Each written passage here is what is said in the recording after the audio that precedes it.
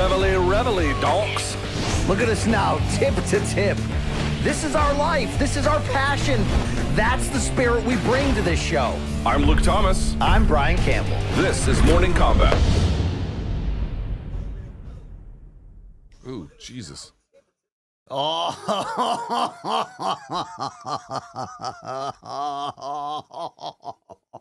Are you being weird already? Wow, yeah. Hey, how are you? We're back at it with an absolute bang. Monday, the deuce of April 2024. A tradition like no other. Morning Kombat on your Monday morning. The king of CT, Brian Campbell, coming at you. Across from me, salt and pepper to the ninth degree over there. Living large from the DC, it's Luke Thomas. What's up, buddy? I'm great, and it's great to see you. It's great to be here. Manhattan, Meadowlark Studio. Shout out to DraftKings. John Skipper's here. Shout out to John Skipper outside, just outside this studio. Yep. And shout out to us doing what we love. Thank you to our great audience. And Luke, we are coming off an absolutely breakthrough, incredible Garcia Haney pay-per-view over the weekend. We've got Mike Perry in the building on this show today, 12:15 Eastern time, to get you fired up for Saturday's Knuckle Mania pay-per-view. And of course, I've got a iconic batch of shit coming your way. But Luke Thomas, how you doing, man? Tired. Yeah. Very tired. My family was gone. I did not go on vacation with them. So you had 9 days at home as a bachelor, taking care of the animals, walking around pantsless, and acting like you were cutting through first class on an airplane by just sharecropping your entire house and the walls. I would say not sharecropping. I would say crop dusting. Crop dusting, yeah, similar though. I would not be getting the better end of the deal if I was sharecropping, but just the same. Dude, I gotta tell you, back-to-back UFC 300 and then Haney Garcia, it's just a lot to I know. deal I with. came from vacation to the Baddest tour starring Nate Diaz and you Jorge did. Masvidal, so it's been a wild week just the same. But which was kind of bad, the Baddest tour. It was interesting. We'll get into a little bit of that as the show progresses. Can you hear me okay? I can hear you just fine. Right. But don't forget, obviously, all things Haney Garcia coming your way. We'll have Mike Perry. We'll get my reaction to yet another Dana White media takedown video and big 300 victory lap that we got coming our way, which is interesting. It's interesting. Are you amazed that once again I didn't make the cut? I mean, at this point, Luke, they're either purposely jabbing you or they just don't give a damn about you. It's You either know what I they mean? really can't stand me or they really don't know anything about me. Like, who's more aware of your coverage right now, your siblings or Dana White? It's a fair question, right? It shouldn't be the answer should not be Dana White, but it's 100% Dana White. Long Island Luke on the ones and twos, and of course, morningkombat.store. You can go right now. RJ Dunklebottom will be there. You can pick up that fantastic. What about, Luke, if we get a MK hockey jersey? Would we sell it? Dude, I would wear the shit out of an MK hockey jersey. Because it's also playoff season. It is? Are you a Rangers guy? No, I was a Whalers guy, then I became a Bruins guy, and now I'm just a guy. Say the Rangers are playing the Caps in the playoffs, so I didn't know. Yeah, Ovechkin's still netting, huh? It's possible he's going to catch Gretzky next season. It's possible. Netanyahu. Yeah, all right. Hey, let's get into the damn show here. Topic number one to start things off on this big Monday morning in NYC, MK on the DK and all that. Meet me on the D. Thank you. All right, here we go. Ryan Garcia, of course, nearly broke the internet Saturday night, Barclays Center, Brooklyn, New York, DAZN pay-per-view as a monster underdog against the 8-1 favorite, unbeaten, pound-for-pound ranked Devin Haney for what we thought would be a WBC lightweight title. Garcia missed weight, potentially purposefully. We'll get into all of that. But at the end of the day, Ryan Garcia got the last laugh, dropping Devin Haney 3 times en route to a monster majority decision upset that led MMA sites over the weekend, was the biggest news in combat without question. So, Luke, putting aside, if you can, because we're going to get to it, but putting aside the pre-fight narrative about mental health and all the theatrics from Garcia, I want to know how he did it, and even more specifically, why didn't we see this coming on Saturday that he was going to win a decision against one of the pound-for-pound best? Very quickly, let me just make one point, if I may, about why we know that Garcia couldn't win the title because he missed weight. And folks are like, okay, but didn't Haney then basically forfeit it as a consequence? No. So what ended up happening was, for folks who may not realize, it was not a junior It was not a junior welterweight fight or a super lightweight. It was not at 140. It was originally scheduled at 140, but after Garcia missed by pretty substantial margin, 3.2 pounds. They had to make it a non-title catch weight. Which caused some wrinkling in boxing because in similar situations in the past, they make it so the champion could lose the title, but the challenger who missed weight cannot win it. And in this case, Mauricio Suleiman of the WBC basically just said, no, Haney's still the champion. That ruffled some feathers. Yes, which I realize is a controversial call on its own, but if you're just wondering why Haney is still the champion despite losing, Sure. That's why. Okay. Brian, you were not here this the particular week in question where in this very studio... The honky tonk man was in here apparently. Yes. Yes. During the course of that broadcast with one Chuck Mindenhall, we were talking about Haney Garcia, and I had said specifically, Devin Haney is going to tune Ryan Garcia up like a guitar. And well, it turns out that that may not have happened exactly. And in fact, it didn't happen at all that way. In fact, it went the exact opposite of that way. So let me just say this first. I saw what do you see Tim Bradley, who was one of these guys who, like me, Tim said I would quit if Ryan right. Garcia puts the So here's the mistake that I think Tim is making, and Paulie Malignaggi was the same thing, and Chris Algieri too. So I'm in some decent company. But a lot of them are trying to say, okay, I got it wrong, but I'm not going to do that today. I got it wrong, and let's try to figure out exactly what I got wrong. Yeah. Because your question was, why didn't so many of us see it? It wasn't just media. Now, I was loud and arrogant and dismissive. So you had a reason to. Spoiler alert, you had a reason to. Okay, that is true. And we'll talk about some of the elements here, that there was reason for skepticism about Ryan Garcia. About that, I don't think there's much debate. However, clearly underestimated what Garcia is capable of doing, even in whatever state he was in. Sure. Second part, I cannot speak for anybody else, but I can speak for me. I think Devin Haney is a talented fighter, and I think at 25 years of age, it would be very foolish to say someone that disciplined, that hardworking, with these kinds of wins and the momentum he had coming in here will not recapture glory at some point in the future. But I could just say personally, I did not fully respect Ryan. I did not fully appreciate Devin Haney's defensive lapses, which Ryan feasted on. Yes, in shocking manner. And so therefore, I didn't understand both guys, which meant I didn't properly understand how they matched up together. My biggest takeaway, BC, and there's so many different directions we could take this conversation, so I don't know exactly where you want to start, but my big takeaway, like, how did I get it so wrong? How did I see it so far apart from what actually played out? It is that I didn't understand what Ryan Garcia was capable of, even in a whatever state you want to say he's in. And I also overestimated what Devin Haney had accomplished. BC, I'm going to say this. Except for George Kambosos, show me a good win that he has with anyone in their 20s, or I should say at a bare minimum, in their prime. Right, but I'm not going to discount the Lomachenko win by saying okay, he's but not the Lomachenko win, you go. I would try to. I was like, again, what did I miss in the Lomachenko win? And I went back and I looked at it. Devin Haney, first of all, he got rattled a little bit there at the end of that fight. But the point I wanted to make was Lomachenko was noticeably smaller. I know they're the same weight class for that fight, but just from a frame versus frame, it wasn't the same. Dude, the pop that Ryan Garcia had is much better than what Lomachenko has, relatively speaking, obviously. And the size difference between them, everything. So Devin Haney could not stand up to the firepower. Yes. And some of the defensive lapses that I looked the other way on, and everyone brought up the Linares fight. You don't even have to go to the Linares fight. You can go to the Lomachenko fight. There was a lot of times he got caught squared up. And you always wonder, like, how does Devin Haney get caught standing out at range and just gets his head popped back? It's partly because of his stance. It's partly because of his anticipation. Ryan Garcia, for anything else you want to say, and I want to pitch it back to you on this, BC, so many different elements here. That's my Devin Haney takeaway. My big takeaway from Ryan Garcia was I didn't like that he wasn't forced to lose weight, but at the same time, coming in and whatever drinking he was doing could not have boosted his performance. There are still some questions about this performance, the shoulder rolling, the fighting in spurts. No doubt. It was also a close fight that people don't want to recognize that it was a close fight in terms of scoring. Not in terms of visual impact, but Ryan Garcia and Derek James had a very good game plan.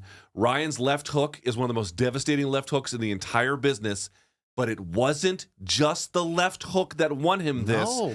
They made adjustments. We'll talk about him throughout this fight. Ryan Garcia was flatly better than Devin Haney. Maybe he was bigger. Maybe he was, I don't even know if he was sober for the fight. Right. But he was better than Devin Haney. Not just because he got the knockdowns, but because he could build on them and show an array of full weapons. Everyone wants to make it about the left hook. Played a monster role. That is not the only reason that Devin Haney touched the canvas 3 times. Because Ryan's always had that left hook, and he had that left hook against Gervonta. The question was, could he use his delivery system to land it and then avoid the big mistakes that would lead to him? Like, why do we so aggressively pick against Ryan Garcia here? One, there was a legitimate debate about whether he lost his mind, and we're going to have that debate in topic 2, and it plays a big role, not just in the narrative, but also did he get in Devin Haney's head? And I think to a large degree he did. But Luke, the reason why we counted Ryan Garcia out so aggressively from a betting odds standpoint and from a prediction standpoint was this. He's super talented enough physically to get himself to the dance. No one's ever argued that. Anyone that says, oh, he's just an Instagrammer, just a wannabe model. No, he had a very good amateur career, and physically his tools are off the charts.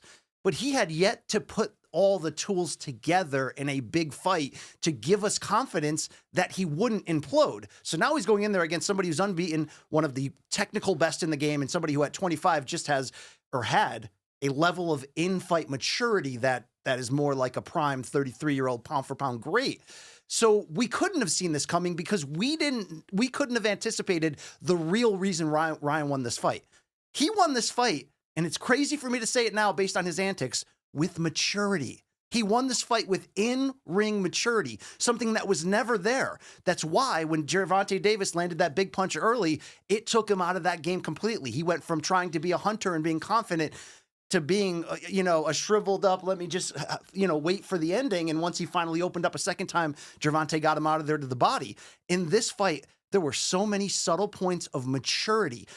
When he hurt Devin Haney in round 1, he didn't rush in for the knockout and gas himself out. When he would land successful shots later in the fight, I mean, you can always make the argument that there was a big opening there to finish Haney, and maybe if he was a little more aggressive, he could have. But him not being overly aggressive in that allowed him, in my opinion, to fight 12 rounds, to be able to stay that poise, to keep his weapon there and not overexpose himself. And ultimately, it was what he learned against Gervonta Davis that I think fueled the maturity of why he won this fight. He learned, just like Canelo against Floyd, Ryan learned a big lesson in boxing etiquette and leverage from an A-side position against Tank. Ryan had to bend over backwards to make that fight happen. He had to make DAZN take a backseat to Showtime, right? All these things, but most importantly, the rehydration clause. For a kid that big who's one day going to be a welterweight, super welterweight, maybe middleweight. I mean, he's, big, long, big shoulders. He was compromised. He came in this time and basically said, I'm not going to let somebody compromise me again. He learned the ultimate hard lesson that he had to in that fight. And this time around, he was the one who forced the size advantage against Haney. We remember Haney put on, 25 pounds extra in rehydration against Prograis. Team Garcia knew that. There's a lot of complaints, right? Lomachenko said it himself after the Haney fight. I'm fighting a guy that's really like 3 divisions bigger than me. So what did Garcia do? No, he didn't sign once again at a catch weight or a rehydration clause and came in. He purposely rigged the system, just like Floyd Mayweather did against Juan Manuel Marquez, just like Danny Jacobs tried to do against Golovkin and almost pulled off an upset. He purposely missed weight to give himself that physical advantage. But Luke, this upset would never happen if Ryan Garcia, in my opinion, didn't start maturing and listening to training for the first time in his career. He looked really good for a couple fights under Eddie Reynoso, but the narrative became that it doesn't matter what world-class trainer you put in front of Ryan. If he's not going to listen to him, you can get all of them. You can get Freddie Roach, you can get anybody in here. There seemed to be something about fight number 2 with Derek James and maybe the idea that Ryan was using this wave of attention and controversy to distract everybody from what was really going on behind the scenes. But you know what was really going on behind the scenes, Luke? Subtle defensive updates that removed Ryan from the one reason that we thought he would implode. One big technical error, or maybe if he hunted Haney and couldn't find him, we thought he'd get frustrated and he would eventually self-destruct and implode. That never happened. And it was aided by the weight advantage, and it was aided by that left hook in round 1, which disciplined Haney and had him coming from behind. 45 seconds. But Luke, I rewatched this fight twice. So I got it, 47 more times to get up to a true expert speed? 46, bitch. You already watched it once the first time. I didn't know what, no one told me to be math. I really saw so many subtle improvements. And you could say when you're looking at it, are they really improvements or is he just ironing out his major deficiencies? Whatever they are, he took a major leap forward from the standpoint of poise and all of these elements. The skill was never the issue. Now he's still a limited limited one-punch fighter. But you know what he wasn't doing this fight like he did against Tank and everybody else? Backing up with his chin up and his hands back. He did it once and got caught with a big left hook in round 3. Yep. And he looked so mad, and he did the Manny Pacquiao punch your gloves together, and he got fired up, and he did not make that mistake again. We don't have this great story. And by the way, I'm not mad that Ryan won this. This is great in boxing. Boxing's too predictable at times at the highest level. He flipped it upside down, and now it's chaos, and it's great. But Ryan doesn't get there if he doesn't mature in the past year since the Tank fight. And obviously, we didn't see it coming, but how could we with the smoke screens he was putting out there? Kudos to Ryan. He got that done. But I think there were some people who anticipated a Ryan Garcia win who are just bullshit. Listen, I got it comically wrong, like confidently and arrogantly wrong. Oh, so did I. I picked a one-punch knockout for Haney. What I'm saying is, with people like me, I think you have a responsibility to be like, okay, here, let me audit all the things that I got wrong. There's a lot of people pretending that they actually picked Garcia, that they actually didn't, and now they're just jumping on, sure, mistakes. They're jumping on that Haney sucked and he always sucked, which couldn't be further from the truth. But Luke, when we were handicapping this, and we tried to highlight the truth, that really the best bet you could have made from like a standpoint of potential money you could make was Garcia by knockout. We knew he had the puncher's chance of coming in, right? I thought it would come down to like one punch that he would need, one big one to really hurt Haney and give him one shot at finishing him. I didn't see the sustained kind of smart, poised beating that he ultimately gave, even though I thought Ryan lost a lot of rounds in between those knockdowns. But Luke, if I had to answer the question of how did he actually do it, we said, is there... we made the Star Wars reference. We said, is there the one spot on the Death Star that Ryan could find and hit that as great as Haney is at distance control, at defense, at technique and all that? Luke, he did find the one thing. Because you know how they always say teams that press hate to be pressed? You know what I mean? Fighters I found that are in the elite level and they're used to having a wide speed advantage. Don't like when that gap is closed. Have an issue with that. That's the one time Haney had issues against Linares, who even though he was aftermarket and in his 30s, still has that quick check left hook and can surprise you. Same thing happened against Lomachenko, even though in his mid-30s and a lot smaller, had that speed that constantly caught Haney off guard, although I think Haney made great adjustments. This is the one kryptonite of Haney's game, and maybe it was the fact that they had the familiarity of 6 amateur fights and the fact that that gave Ryan, we thought would be inflated confidence. We thought it'd be the wrong type of confidence, the confidence that doesn't necessarily recognize how much Haney has actually grown since they were 16 years old. But instead, somehow Ryan focused in on the one punch that he has that is next level and the one way to break down the defense of Haney. And that is with that rapid hook, check left hook, but he has to throw it as Haney is throwing. Haney would lead with the jab, come over with the right. That's when you saw Ryan get in there with that check hook. And the fact that Haney couldn't catch up to it was mind-boggling, that he couldn't game plan around it, since he's not Deontay Wilder in terms of rawness, but Ryan's got one punch, right? He does. I don't agree with that, actually. No, after watching the tape. Outside of when he squares up to go, when Ryan is going downhill, he's dangerous as hell. When he's taking the lead, when he's squaring up and throwing combinations, that's the only time his right hand, in my opinion, is violent and valuable. Because he leaves that chin out there and says, Pinata, come get me. But as you saw, when he squares up and throws with those quick combos, he's dangerous. Yes. Outside of that, Luke, he doesn't use his right hand. I really don't agree with this at all. Let's break it down. Okay, so here's, again, I'm trying to learn from what I didn't see. Well, actually, I did see this in the fight, but I didn't see this before the fight. I didn't see it coming. So one of the big adjustments that Ryan made in this fight, so as you indicated, round 1, Devin Haney, we have to talk about this too. Devin Haney could not tolerate the punching power of Ryan Garcia at all. So that left hook comes right around the corner, and he's got him on skates. He survives. And credit to Haney, by the way. I thought rounds 2, 3, 4, and 5, he had won, arguably 6. Cutting off the ring. And I thought, oh, this is how the fight's going to go. Ducking under the right But one of the key battles that happened was Haney had to figure out how to get out of the way of the left hook, at least for that portion of the fight. It eventually all collapsed under him in the second half. Yeah. But what he began to do, as you'll note, he began to duck to the backside knee. He began to get an anticipation. He would feint or throw and then immediately duck to the backside knee. Garcia caught this. So Garcia, rather than going jab, hook, he would jab or sometimes double up on the jab to force that same reaction out of Haney, and then he would come and follow with the chopping right hand on the other side. And he caught him multiple times doing this. So what I'm trying in the fight, yes. Yes, more towards the second half when of the he fight. had him hurt. Yeah, when it was excellent. What I'm trying to point out to you is, I don't know if that's a staple weapon that he'll have in whatever subsequent bout he may go into.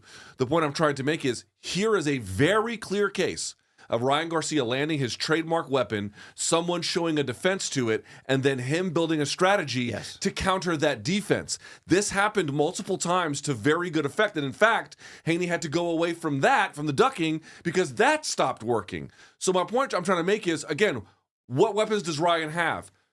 We may have to take a bit of a wait-and-see approach here. It looks like under Derek James, they're not getting rid of what works. They're staying with what works. But it looks to me like they're building around it in fortified ways, and that made a huge difference. And I saw a willingness to use the right hand that hasn't been there in recent fights. And it's not shocking, by the way. Oscar De La Hoya and Miguel Cotto, natural southpaws that fought in an orthodox stance. It took them a while for the right hand to become a weapon. I still don't think Ryan's is there, but I see the development and the maturity under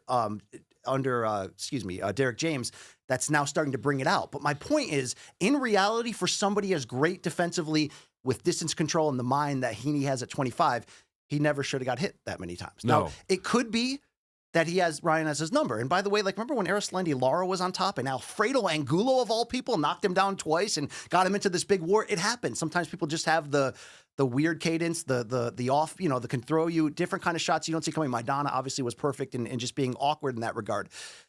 But in this case, there was one punch that was going to hurt Haney. It's just that I think that Ryan it was way faster than Haney anticipated here. And I think Ryan has sharpened his skills under Derek James, Also, where that left hand was consistently touching him. And here's ultimately the difference why I think Haney fell apart in the second half of this fight, where he hadn't previously. We all knew that Ryan would be a potential handful in the first couple rounds, especially if he was going to fight extra rabid, which he didn't, by the way. He was poised and controlled. He did fight confidently. Oh, yeah. And like I said, when he hurt him in round one, he didn't. I just want to compliment, or I just want to add on to it. When you had said that he had fought in a more mature way, and then you defined what that means, I do agree with that. I would also add to that, I thought this would lead to recklessness, so something else that I misjudged. Exactly. I knew he'd be confident. I didn't realize the confidence would actually elevate his game against a guy who could not hurt Ryan and keep him off of him. And so actually it actually emboldened and made Ryan better rather than making him reckless and therefore hittable. I fully agree. Didn't see that coming. But at the end of the day, Haney should have been in our thought process good enough. Okay, maybe he gets dropped once, maybe he gets hit in the first round like he did with that left hook, but to figure it out. And to how you laid out, you're right. Through rounds 2 through 5, Haney did figure it out. He ducked under that left hook, got inside. But Luke, he would get inside to land one shot and then hold. And ultimately, I think this is where he lost the fight. Let me explain it. What made Andre Ward great, the undefeated retired Hall of Famer, was that even though we looked at him similar to Haney and said, okay, doesn't have big-time power, not a knockout guy, obviously Olympic gold medalist, he's so skilled. But Luke, the difference between Andre Ward and his competitors in his biggest fights, Mikkel Kessler to kick off the Super 6 tournament, Carl Froch in the finale of that tournament, Sergey Kovalev in Ward's final fight. You know what the difference was, Luke? His ability to act like the bigger man and fight better on the inside backed up these bigger sluggers, and he found that they were vulnerable and there where he wasn't. Luke, outside of the body work that Haney did when Ryan was turning his back to him completely, which we will get to, it was a very dangerous strategy from Ryan. Outside of that, do you know what I didn't see all fight? I didn't see Devin Haney go into the body. Really, outside of a couple of distance shots, Floyd Mayweather style, to keep that distance, I didn't see him doing that. He's not a big body guy. His inability to fight on the inside, which is what took Andre Ward from a potentially very good fighter to a Hall of Famer, I see, is something, I think, a lesson that he can only learn in the ring. So even though at 25 and even at 23, I mean, Devin Haney was arguably the fighter of the year last year along with Inoue. They were in the race tight neck and neck. He always looked so much more mature than he should have been. He almost fell apart against Lomachenko late, but he put it together in that final round and held tight and won a disputed decision. This was the lesson that, as great as you are turning pro at 17 in Mexico, and he's always mentally been ahead, one step ahead, I think this was the true lesson that he had to learn in the ring. And it was a perfect storm that Ryan purposely came in overweight, had the physical advantage, and got to Haney early, and it just started to crumble. I'm still shocked that Haney fell apart in the second half. I'm also shocked that he showed enough heart to make it to the finish line, well, by the way. Another portion of this fight, like, first of all, like, there's so many elements to the story, but one of them has to be Harvey Dock, the referee. I mean, here's why this is, we'll talk more about this in just a minute, but here's why this is such a bad and devastating loss, is that not just did Haney get knocked down 3 times and then quite literally badly beaten. His face looked a mess. There were some concerns about whether he had a broken jaw. He said on Twitter he didn't, but nevertheless, he looked like in rough shape when it was over. On top of that, BC, he had to hold on and wrestle his way just to survive some of those rounds. Like you look at round 7 and 10, I believe when he gets rattled, there's still 2+ minutes left in each of those rounds. And there was clinching throughout the fight, but in those desperate moments, hanging on, it looked like desperation. It was desperation. It was exactly desperation. Yeah. He didn't even go for it in the final minute, round 12, with the fight on the line. In some ways, he was actually lucky to make it to the final bell. I wasn't sure he was going to be able to at certain points. It would really, really set him back. But getting back to Ryan Garcia here and all the things you've brought up and what makes him so successful in this regard, I do want to say this. Do I think people were asking how much does the 3.2 extra pounds matter? And I realize that what's happening right now is that because Ryan proved people like me wrong and proved the world wrong, proved me wrong, he is kind of surfing all this glory. And people, when you bring up the fact that he didn't make weight and didn't really try all that hard, they're saying, "Oh, you're just being a hater. You're getting in the way." I'll meet them halfway on this. I don't think it's wrong to bring up the fact that he not only missed 3.2, the real sacrifice that he gets to avoid was just that, was the drain from having to make those last few pounds and what that would have potentially done to him. Let me ask you on that topic. Haney just moved up from 140. This is from 135. This is a second fight at 140. Didn't he look the last couple days press conference weigh-in like this was an extremely hard cut? He looked gaunt. So Ryan not putting himself through that after doing that against I do think Tank, that plays a role. That played. I'm saying it was a perfect storm of everything. However, I will say this: when people talk about like all of Ryan's physical advantages, I'm not suggesting that him not making weight didn't play a role. It did. What I'm also suggesting is he was seen in New York clubs drinking this week. He later said at the post-fight press conference he drank every week. Part of the bitter pill for Team Haney to swallow here is that you can say that Ryan had some physical advantages due to the weight miss, and I won't fight you. On the other hand, what you cannot say is that you got a fully prepared, fully in shape Ryan Garcia. Ryan also said to Chris Mannix in his post-fight interview that he had trouble going 12 rounds. You can just watch the tape. He's fighting in spurts. So for all the talk about Haney receiving physical advantages, for all the talk about Ryan Garcia receiving physical advantages for not making weight, I'm open to that. At the same time, you also have to reconcile with the fact that you got a guy in there who was drinking his way through preparation. That cut down what you had to face at the same time. I'm not saying it's a wash, BC. What I'm saying is, for as bad of a loss as it is for Devin Haney, and for as much as you might want to couch it in, well, Ryan was bigger, Ryan was a drunk, and he still looked this much better. That is a tough thing to accept. He stuck to the strengths, stuck to that left hook, never crumbled like we thought he would. You got to tip your hat to Ryan. But I want to reiterate one thing. For anyone to say, "Oh, you guys are stupid. How'd you not see this coming?" We took an educated snapshot of the facts. But it wasn't like we never thought Ryan could do this, right? That's why it was tough to see him get criticized by his own promoter for not getting off the canvas against Tank when he might have been able to get back up and fight. It wasn't great seeing him almost implode a few times outside the ring and inside the ring. But Luke, if you can take what he has, incredible natural gifts, again, a very good amateur background and the foundation to be great, and you can mix it with a world-class trainer that he's going to listen to, and the hunger that seems to be inside of Ryan to get into great shape and to at least, like, Luke, he showed a survival spirit in there. I'm not going to say, he didn't show a warrior spirit against Tank. Came in with a pre-existing rib injury. We didn't get to really see him in his element. But, like, if it all comes together for him, if he's going to buy in, if he can iron out the craziness in his personal life, and he can actually continue to evolve like this quickly, he really could be something more than just an attraction. So that's why it's like, part of you is obviously surprised, but it's also like, yes, finally, he's finally putting it together to a certain degree. I don't think that's wrong. I have complicated feelings about that too, BC, because on the one hand, he performed quite ably. I mean, this was, in many ways, Ryan Garcia's best performance. It's certainly his best win. Without question. But at the same time, here's the kind of thing I want people to understand that I think is true upon subsequent viewing of this, now that we have wrapped our minds around and processed what happened. On the one hand, the offensive ability he showed, I didn't see. And the offensive iterations he was able to make, as I previously highlighted, really impressive stuff. On the other hand, not being able to fight a full 12 without having to, by his own admission, take time off. By his own admission, not having the cardiovascular conditioning. By his own admission, drinking through the course of the week. What I'm trying to say is we're calling it his best performance.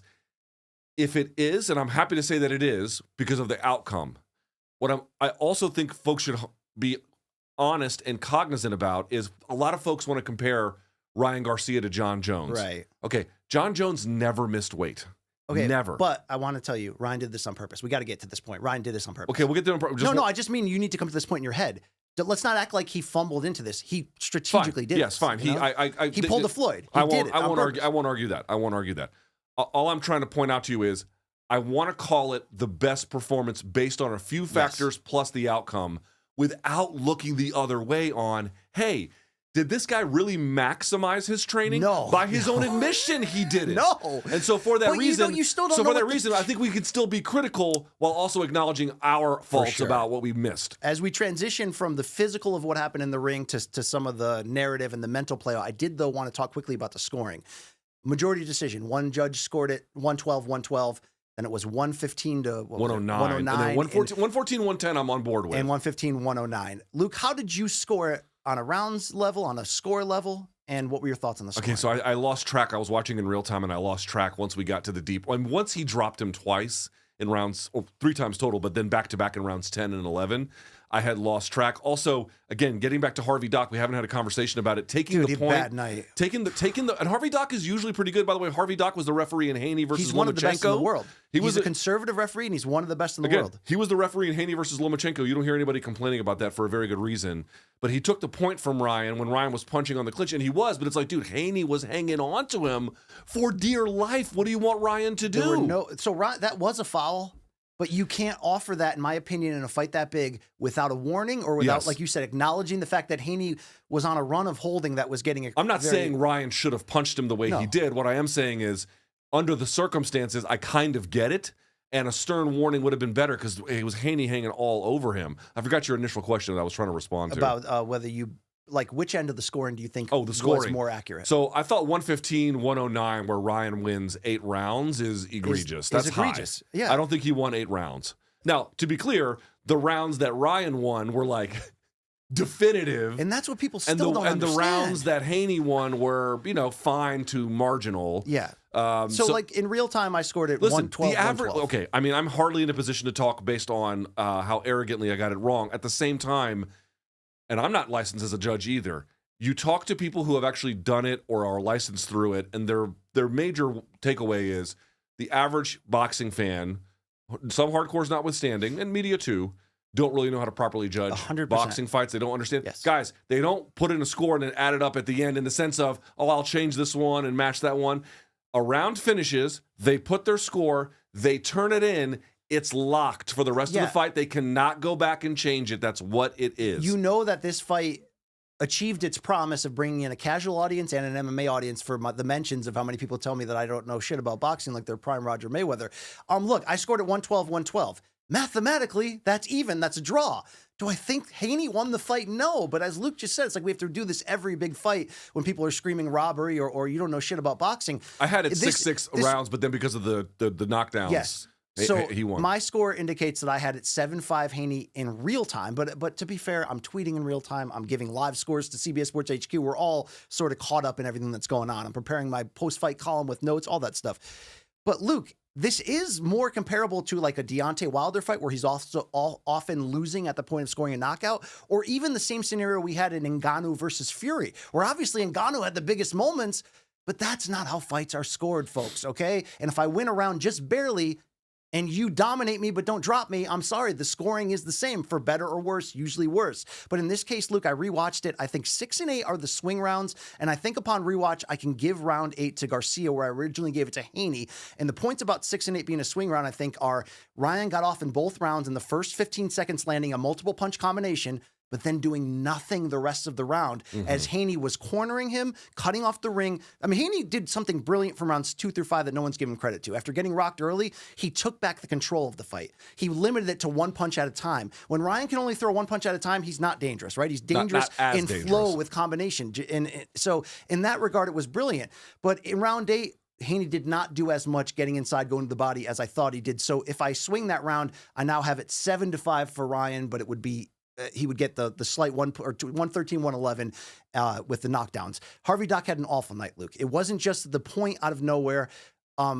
Some people think Harvey Dock went too far, and I think the 2 slips from Haney in round 7 after he got knocked down once. You could have called one of those a knockdown. Actually, upon rewatch, I don't think either are knockdowns. Okay. There was no punch. Haney was They looked bad. aggressively trying to fall forward and hold Garcia, which, again, it would have been on Dock to warn him, which he never did. Right. But Dock also did stuff the other way that I didn't like. Initially, when Ryan was turning his back, he was warning Haney not to punch him in the kidney area and the side of the ribs. Yeah.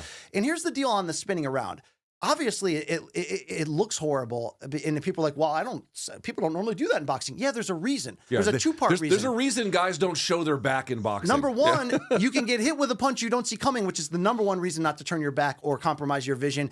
And not every referee's going to save you. If referees are warning, like Harvey Dock was warning Ryan to stop turning his back, and you don't listen, they might let you just get hit clean to learn your lesson. There is one difference here with Ryan Garcia. He would turn away in other fights like this, but this time, one of the slight differences, not every time, but many times, he would do it into the ropes.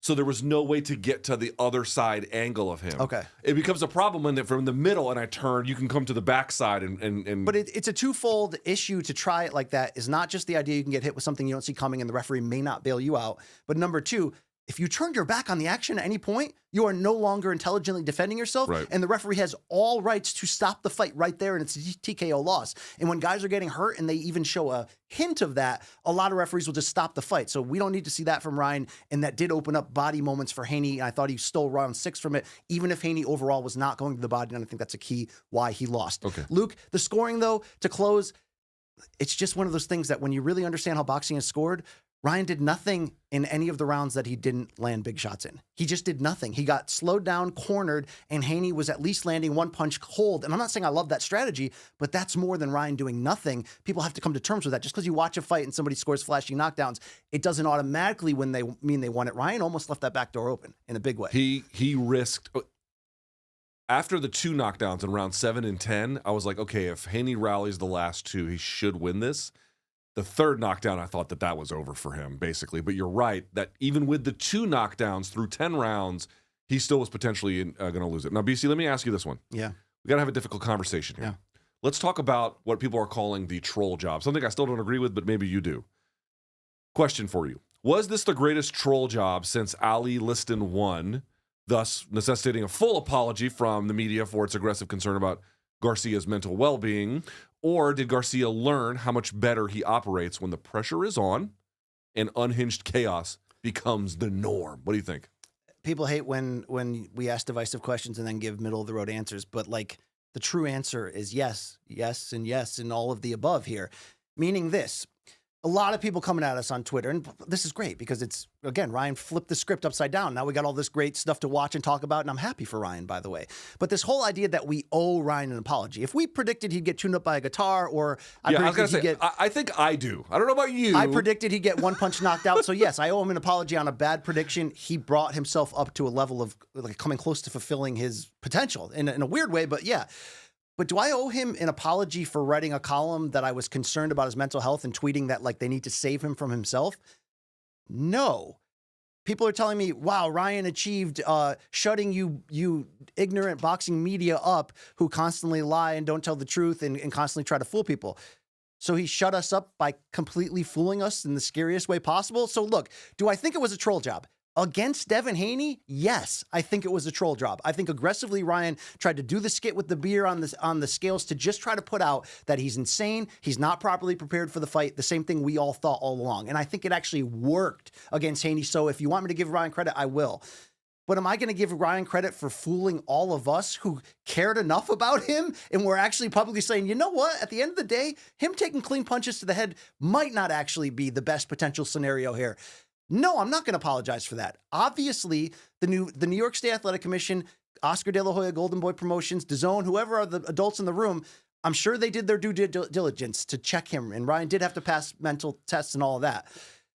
But Luke, I can act like an extreme, creepy, sexual man around your family members for a day, but I can't come the next day and be like, oh yeah, guys, I was just kidding, and be like, Luke, you still need to look me in the eye and have the same respect for me. You'd be like, no, get away from my family members, you creepy show. I saw you putting your hands on my wife's legs. You know what I'm saying? Like, you can't just act insane and then go, I was just acting insane, and then we're like, oh man, you got us. You need to be insane to act insane like that. So what I actually think is what Ryan admitted after the fight was actually true. He talked about his divorce and the chaos he was living through. And yes, I do think this was a situation not completely similar to Floyd Mayweather's arc, but think about this about Floyd, the great Floyd, the guy who was always able to press pause on everything going on, all the chaos in his life. And if you followed Floyd's career from start to finish, it was always chaos. His ability to gain control amid the storm inside the center of that ring is what made him great. He would always control the terms of it, limit the danger and the damage. Ryan's not that type of fighter. But Luke, I do think Ryan was able to create a perfect storm. How often do we talk about fighters that they need to be the biggest con men and salesmen to themselves? Yeah, I mean, they need to talk themselves. Every single prize fighter brainwashes themselves. He brainwashed himself to be in Game 7 crazy mode. He amped it up in certain areas to fool a bunch of us. But Luke, there's still chaos in his life. I just think in this case, the chaos produced in this season the best version of him. But when you hear him talk afterwards about, yeah, I was smoking and drinking and all of that, this is not sustainable, Luke. It's sustainable for the very few, maybe John Jones, but this ride has had a lot of highs and lows in that.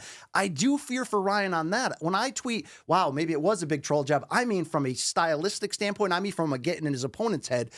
But like, I still got major concerns about the way he's living his life publicly this crazy and aggressively. Yeah. I mean, look, if we did a laundry list of the things that came out in the past few weeks and actually looked at them as a whole. First of all, folks forget, wasn't it his people that tried to get him admitted to a psych ward? I mean, it wasn't boxing media who tried. It wasn't us. It was his people in his inner circle. This is a guy who claimed he had seen Bohemian Grove and was kidnapped in a forest and forced to watch child pornography. I mean, this guy went and said there was that female influencer who said she felt harassed by him. She had video of it, yeah. I mean, the whole, like, this idea that he wasn't acting in aberrant ways, again, what that relationship ended up being to his performance seems a little bit more tenuous than certainly I thought it was going to be. But BC, I want to be careful because, again, do we owe Ryan Garcia an apology? Ryan, put the camera on me. Here, it's already on me. Ryan, I said you were going to get tuned up like a guitar, and now it is me who's getting tuned up like a guitar on social media for it. But okay, I earned that. What I will say is, BC, in defense of some of my apprehension, I am happy to admit, like, I was trying to dissect, like, what exactly did I get wrong? I got wrong about what Ryan is capable of. I got wrong what Devin Haney is. He's much more defensively deficient than I realized. And so that interplay between them I got wrong. What I don't think is wrong and what I will still hold on to is, was Ryan able to be successful despite these circumstances? Yes, he was. Fair play to him. Shut us all up on that level. You're going to have a hard time convincing me that drinking every day in your camp is a recipe for long-term either happiness or certainly prize-fighting success. Nightly live audio segments on Twitter where, again, even if you're trolling, you're having like Alex Jones and Andrew Tate on 1 minute talking about like craziness. And I know Ryan's for the children, and some of that might certainly be real, and I that's great. But at the flip side, he's also recruiting women to like come meet him in his hotel room on these live like Twitter spaces. Right. I mean, it's for hard like for me. Night after night. It's just bizarre behavior from start to finish. Listen, he's clearly under a lot of pressure for what's ever happening in his life, and we can only wish him well in dealing with that. So I am a little bit concerned. On the one hand, BC, this victory, it's going to propel. I mean, he was already a star, but this really put him over the top. I mean, this was a monster. It wasn't just a credible win. It was a credible win when no one thought he was going to be able to do it, and so he does it. But what I'm a little bit concerned about is the success that comes with this going to send those bad habits into overdrive, or is it going to help him to deal with it now that he's achieved something that perhaps was lacking before? Also, I saw Paulie Malignaggi say something about Ryan Garcia, which is he's the best fighter he's ever seen that's never had a world title. I don't know how true that is, but certainly he's in the conversation. Where were you? Yeah, no question about that. I just think he was able to, it's potentially a short-term formula, though, like living life this crazy and partying this hard behind the scenes. But like, you did hear Bernard Hopkins in the post-fight press conference echo what we're all thinking. What could it be like if he put it all together and lived the Spartan life and listened to the coaches? Could it be him reaching for and getting the best version of him? Or, Luke, is he one of those people that the best version of him will always come from chaos? You know what the best version of Manny Pacquiao was? When he was shooting dice in the evenings with his friends and womanizing. That's just the truth. But all these, these comparisons, but it's not sustainable. Also, all these comparisons to Floyd and whatnot and Floyd's chaos. Floyd didn't do drugs. No, Floyd's discipline was just like his discipline is next level when it comes to stuff like that. So again, like all these comparisons, with John Jones, Floyd. There's meaningful differences in all those different directions. I just want to point that out. Do you want to get to some of this media or not? That's my transition. But hearing Ryan, by the way, say afterwards that, like, I've been through so much worse than this in my life. What happened this week? He said this week was so crazy we could make a movie about it. But he said I was been through so much worse in my life that this was nothing. It showed me that he does have a survivor mentality. It showed me that he can compartmentalize and really just focus and hone in. And we got the best of that out of there. Let's get into some of the victory lap from Ryan, and he deserves it, by the way, on the fallout of how he acted and now how he's able to celebrate here. Here's Ryan at the post-fight press conference. Y'all must have forgot, right? Let's listen in. You know, this is why people need to stop believing everything on the internet and stop, living in a false reality. At the end of the day, there's a lot of real shit going on. The last thing you should worry about is a kid acting crazy on the internet. Real shit is going on in the world. Open your eyes. Kids being hurt, nobody caring. Everybody looking at it like, oh, he just crazy. It's a conspiracy. It's this, it's that. At the end of the day, that shit was real. And I out there put my reputation online, had everybody thinking I was crazy. But at the end of the day, who's the crazy one now? I didn't even really want to say this, but it's the truth. Everybody needs to acknowledge, like, yo, I'm tripping. Y'all was tripping, not me. You guys were tripping. I was the one that was actually with sanity. Because I'm like, yo, they're hurting little kids. Let's help them. That's called being a real man. Because I don't give a fuck what people say about me. That's right. I walked through the fire and still held it down and still beat fucking Devin Haney and still drank every day and still beat him. And I did everything. Not what the fuck? Hey, what happened? False reality, right? Drank every single night. Went out on the first Monday and a Tuesday and drank. What happened? I won. He did calm down. Not necessarily. Wait. Not necessarily am I proud of that, but I'm just saying this is. It was a statement to show you guys can't really fuck with me. That's right. I do whatever I want. I still win. Right, and I give him that respect that he's able to pull this off. Of course, the mental journey it's he nuts went through. that he can do that. But we weren't tripping. I was tripping. No, Luke, he made us. Like, that's what I'm saying. He purposely made us. So I don't need to apologize for the bear trap that you set for me and I got caught in it. You know what I'm saying? Like I care about him. Again, also, just it's like we got to be very careful with correlation and causation. That he did those things and had success is not proof that you can always do those things. Sure. And have success. And also, even in his post-fight speech in the ring afterwards, it was a mixture of good and weird and wild and wacky still, so I'm not sure. We talked about the media who got it wrong. They didn't mention Luke's name in this or the Dana video, but here's his dad, Henry Garcia, calling out Twitter. Don't think who they did get it wrong. Paulie Malignaggi, Timothy Bradley, Chris Algieri, Steve Kim, maybe Mario Lopez, maybe, but they're all piece of shit, okay? Oh, shit! And I'm so glad they fucking lost, and Ryan proved them wrong.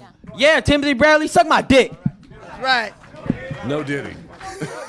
By the way, a second later, after that video cut off, the PR person for Golden Boy, Ryan was trying to leave. She started screaming, "Stop following him. Let my fighter go. If any of you follow him, I will never credential you again." Really? She put down the law. It was wild. Shit. Finally, Luke, I got a quick tweet to throw to. This seems to be the message now Garcia is trying to send, that he was trolling. He says, just imagine a guy that trolled nonstop. So to close quickly on this, Luke, like 60% trolling and 40% not even. I think I agree with the way you put it. I mean, here's what I would say. He was clearly acting up at a bare minimum on fight week for effect. I mean, that clearly I think is true. But this idea that like he's Sacha Baron Cohen, and he's one Andy guy Kaufman. one time and another guy another time, and they're two polar opposites, I don't buy as true. I think he takes the volume of what he is and turns it up to a 10 when there are cameras on or when he wants to. It puts the pressure on him to be at his best. That's right. But That's I don't exactly think he's being somebody he basically is not. I think he's being a more outrageous version of who he already is. And by the way, he's great for boxing. He's a big matchmaker. He's a gambler in terms of the fights he takes, and he's got the guts. And then we found out the combination of everything else to actually pull it off. Because, Luke, this is topic number 3 that we transitioned to. the whole fallout, the whole idea of like, where would Ryan be today, Monday morning, if this was a second consecutive, disastrous one-sided loss on the highest level? We didn't get there. So, Luke, we hit a lot of the Haney points, but he was unbeaten, number 5 pound for pound on my CBS Sports list coming in. And like we mentioned, rarely ever seen him took a misstep. I don't think it's long-term disastrous, but where would you like to see him in the rebound to try to give him the best shot to regain all that? I mean, this 147, time to go up. Let me just repeat one more time, if I may. This was really, really bad loss for Devin Haney. This is not just a bad loss. This is a very devastating loss. Now, to the point that you raised, at 25 years of age, given what he's already done, he'll get back to some big nights where his hand is getting raised. He'll do some great things. He's going to fix the glitch in the gym. He is. We'll see. We shall see. Because it wasn't his chin. It wasn't. He bit I don't down think and he's got through chinny, it. but I don't think he's super durable either. I think he's got a Poirier chin. He's got a flash chin. He'll be there, but you can hurt him. I mean, I think he showed great resilience. Don't get me wrong, but his like natural durability, I don't think he has a ton. But I'll just say this: this was devastating. I mean, I talked to Stephen Breadman Edwards, who certainly knows a lot more about boxing than I do. Yeah. I remember after Errol Spence lost to Bud Crawford, and of course we all remember that fight. It was very one-sided in Bud's favor, and I remember talking to him about like where would you rank Errol after this. And he made a point to me. He's like, listen, if you're a pound-for-pound guy and you lose devastatingly, people want to say, oh, well, you got beat by another pound-for-pound guy. But his point was, if you're pound-for-pound, you shouldn't lose like this ever.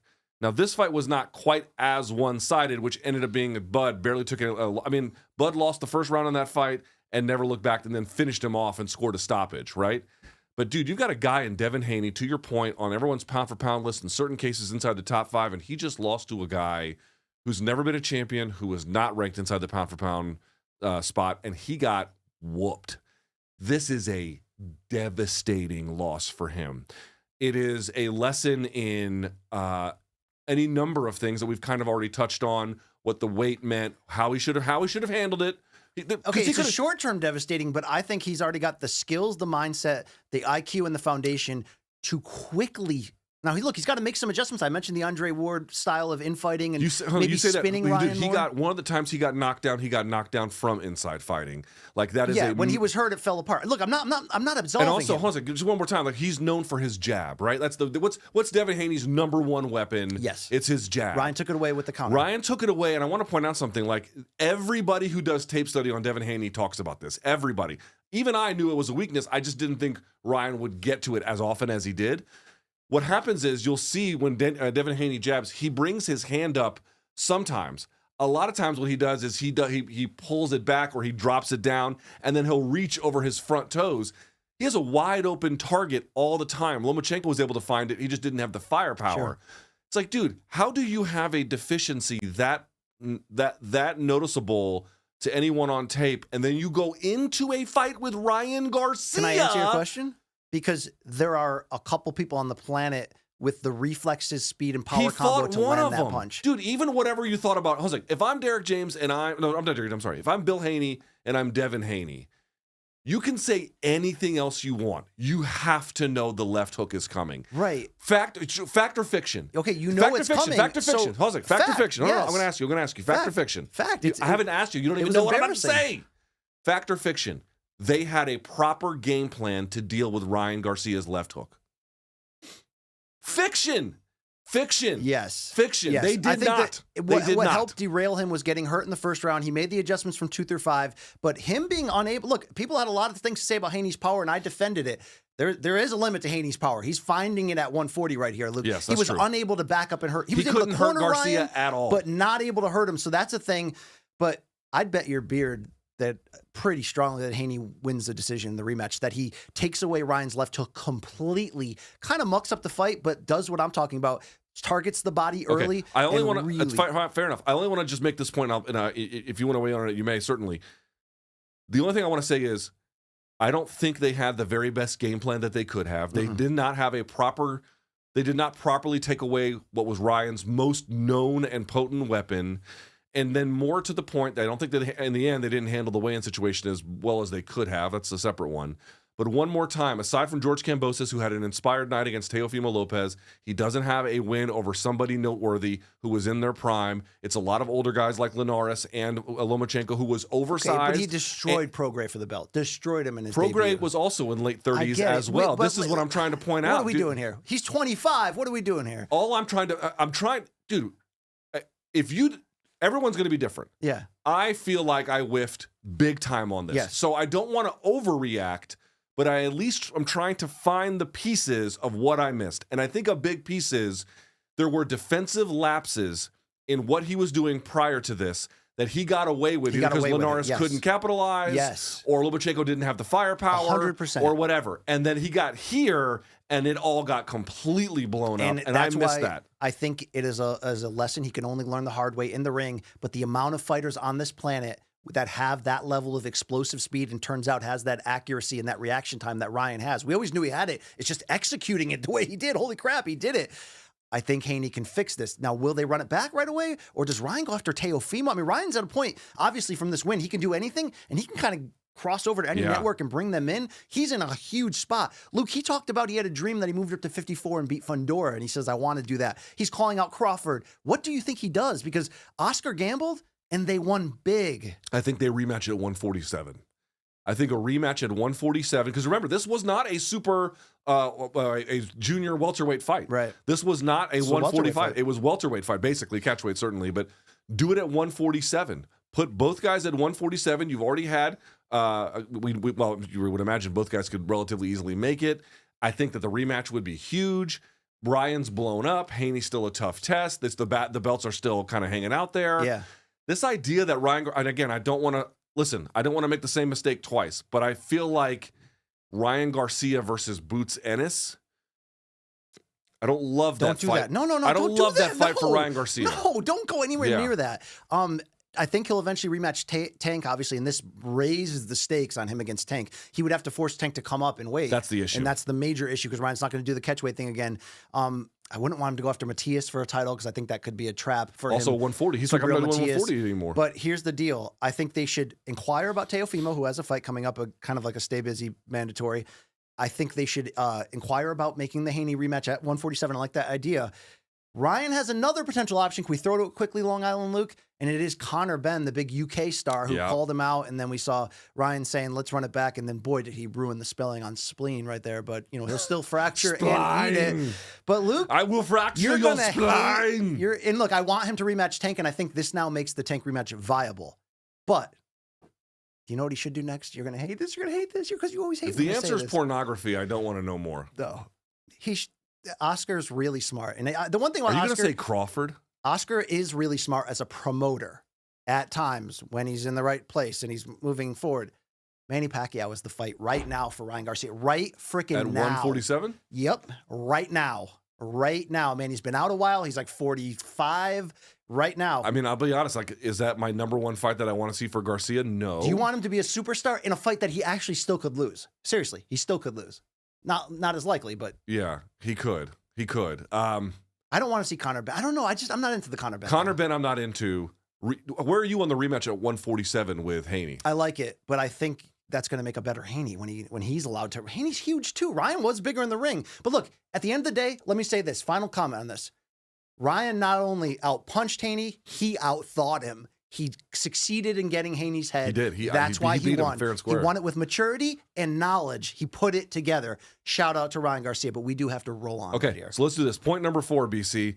Let's change gears to a little bit of UFC if we can. There was a media video, which, by the way, got completely drowned out, in part because it wasn't that bad, and also because of this Haney-Garcia madness. So, BC, you were featured in this. I was not again. We have it, by the way. Yes. We have? Okay. Well, let me ask the question, and then we'll roll it. But here's the question. BC, to what extent was Dana White justified in taking a UFC, not just a UFC 300 victory lap, but then at exposing everyone who wasn't initially blown away by the main event announcement? Hold that question. Let's see the video. What's up, guys? As we rolled into UFC 300, the MMA experts weighed in on what they thought of UFC 300. And for all the fighters that were on this card, when I said this is the greatest card ever assembled in the history of combat sports, this is what the media thought of you guys.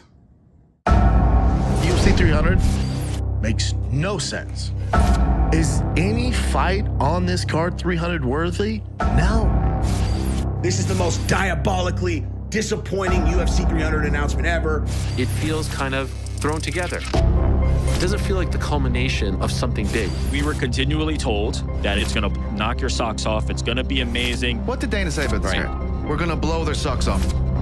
I wanted my jaw to hit the fucking ground. I did expect a little bit more from the company to blow us away. Nobody got blown away. Nobody. We need people that know the sport to be running the show because this is pathetic. UFC 300, the worst promoted fight card ever. Worst put together fight card ever.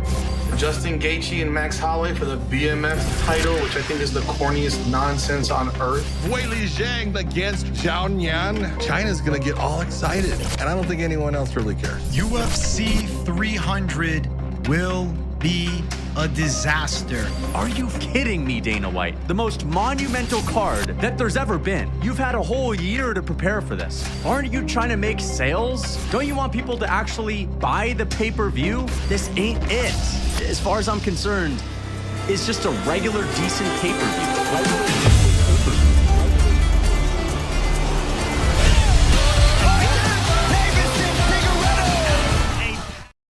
BC? BC? Yeah. Your reaction. How dare he come after Big Mac 0826? Dude, you know what? When he went after Prince of Doge, I was like, he's going after them all. Does here. Dana White deserve to take a victory lap? Look, what did I do in the weeks leading up to that card, in the instant reaction afterwards, and MK the next Monday? Sat here and applauded Dana. So I loved UFC 300 so much, it reinvigorated my own fan process as a journalist here that I said it afterwards and I'll say it again. Well done, Dana. But if you're going to take a victory lap in this fashion again, I mean, at least use the facts. It's clear Dana is continuing his continued aggressive further movement on F the media, right? We're moving the media out of the seats. We're bringing in the YouTube influencers who will sit in this large echo chamber and smell his farts and never complain, right? So look at the verbiage on how he teed up to the video when he said, because the media didn't respect you, the fighters, and they're framing it like that. I know, like he's the one on their side or something. By the way, it was the media, Mike Bone, who publicly pushed for the fighters to get extra large bonuses at 300. So it's obviously not the media. Oh, the same media who's publicly trying to help the antitrust lawsuit and pushing for the fighters, and we're the only ones that are apparently doing that. We're against them. It's laughable. But just like the video, the COVID video, it's really disappointing for me. Not that Dana White doesn't deserve a big victory lap, but it's like, tell the truth. Fight the actual points of where people were against you. All the videos you just showed there, they're actually right, because once again, you're taking out of context clips. Just like on the big COVID video when you took my own comments about what? That you couldn't come back during COVID? No. That you were callously not listening to the governor of California and saying, I don't need to do this with state commissions. We'll go to Tachi Palace, because we still owe them, by the way. And it took the governor calling the only boss apparently that you have, the Disney people that signed the checks, to force you to stand down. That's what we were against. But you did this thing, this fake news thing. What does Dana always say in recent weeks, months, and years when he does constantly rip the media? That all they care about is lying, clickbait, and doing all this gotcha stuff. Dana, isn't this exactly what you're doing? Again, showing out of context clips when we reacted to what? That UFC 300 was going to suck? No, that your own building up and telling us that UFC 300 was going to be the biggest card of all time and that the main event was going to blow us away. What did we react to?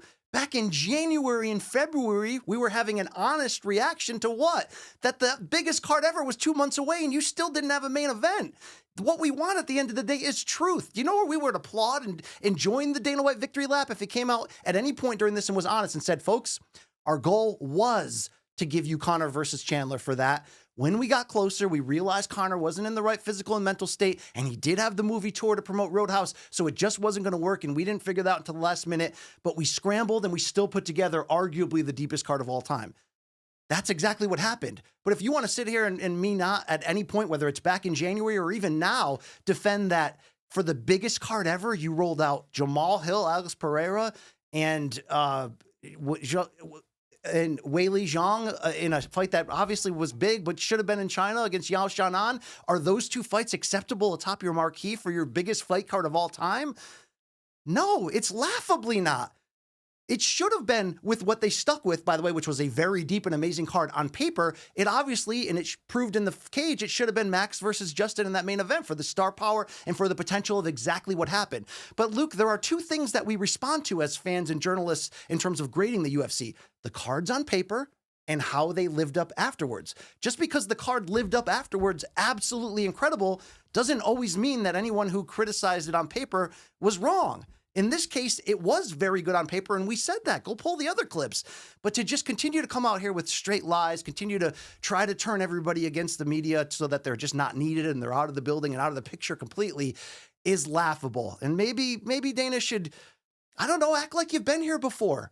Put out the press release that you did with all the stats. It's impressive. I'm actually proud of it. I'm happy that this sport did that. The fight card was incredible. But maybe it's the company you keep. Maybe start hanging around with more humble killers who succeed, who are less worried about rubbing it in the face of Big Mac 08246 and Brendan Schaub, and instead focusing on the next big project and the next big card that you're going to wow us with. Because your reaction was kind of like an old bitch, or actually, to be fair, Dana was kind of like a young 20-something influencer who spends all his time at craps tables, which turns out is the exact company you seem to keep all the time. And that's cool too, but like, act like you've been here, bro. I'm here to celebrate your touchdown dance. Let's just tell the truth for once and maybe aim for the right reasons and the right arguments when you try to prove that. We have a news cycle here, Luke. This show used to be all day, just about damn near every day, where we had to respond to whatever the news in the moment. The news in the moment in January was this big card's coming, and we don't even know if we have a main or co-main event, okay? Dana should know he's used to having to constantly fill time. Look at the Fight Night card this weekend. There's a reason why we're not previewing it, right? Yeah, it sucks. Exactly. So come on now. I just can't believe how wounded he is by the comments of MMA YouTubers. Dude, if you want to have a dream board in your basement with all of our pictures and that's what motivates you to be a killer, do it. You don't show the public that. I also just don't get it. It's like, I understand bristling at criticism that you might feel is unfair, but in the case of, like, for example, and he's had, negative things to say about me, but in the case of Jesse on Fire, apparently that clip that they pulled was him mocking people who were upset with 300. It's always out of context. It wasn't him in any way suggesting it. So he caught some strays for no reason. Now, do I think people were a little bit over the top in complaining about the Jessica Andrade fight or the BMF fight or the Bo Kayla Nickel fight on the main event or main card anyway? I thought that there was some criticism that was a little bit over the top. Fair enough. But it's like, dude, I don't care if half the people in that video, including you, BC, live or die. So, like, this idea that, I'd be wounded by their comments, like, dude, of all the things that are going to force me to lose sleep at night, that shit is probably at the very bottom of the list. I cannot believe a guy who is worth this much money, who has had this much success, who could have taken the time to make a video to thank UFC staff, fighters, again, to your point, an enormous. Or thank the fighters for settling so that you can continue to be a monopsony. Yeah, monopsony. But like, of all the things that could have gone, you're focused on the opinions, including me, of people like who are utterly irrelevant to your business outcomes. How are you this old, this successful, and this wounded?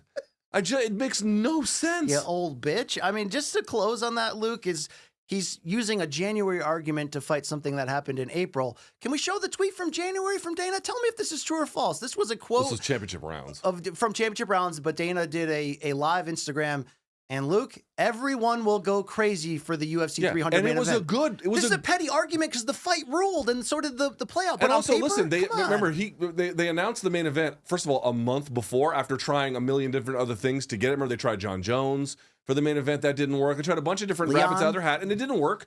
Fine. They ended up getting Pineda versus Hill, which at the time we had said was what? It's good. Yeah. I'm not going to blow my socks off, but it's a perfectly fine main event, and it ended up being a bit of a destruction in the end. But like, I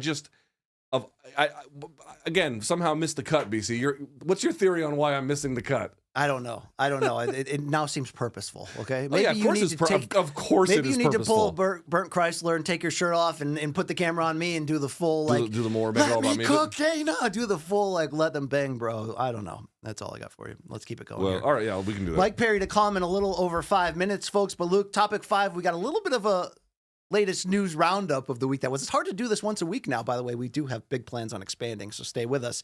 But Luke, the Baddest tour hit this past week, 4 stops, Vegas. And it was just bad. New York, Miami, and closing in LA. You and like 10 other people and me are the only people that watched all 4 stops. Stop that. I don't believe in that. I did get the opportunity to host it. The fight will be on FanMeo pay-per-view on June 1st. And look, it was weird and wacky and wild. We have a couple highlights to react to.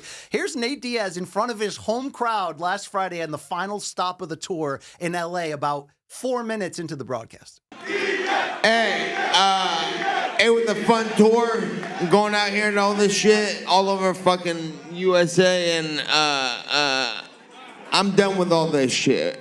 I'm cool off all this fucking talking shit.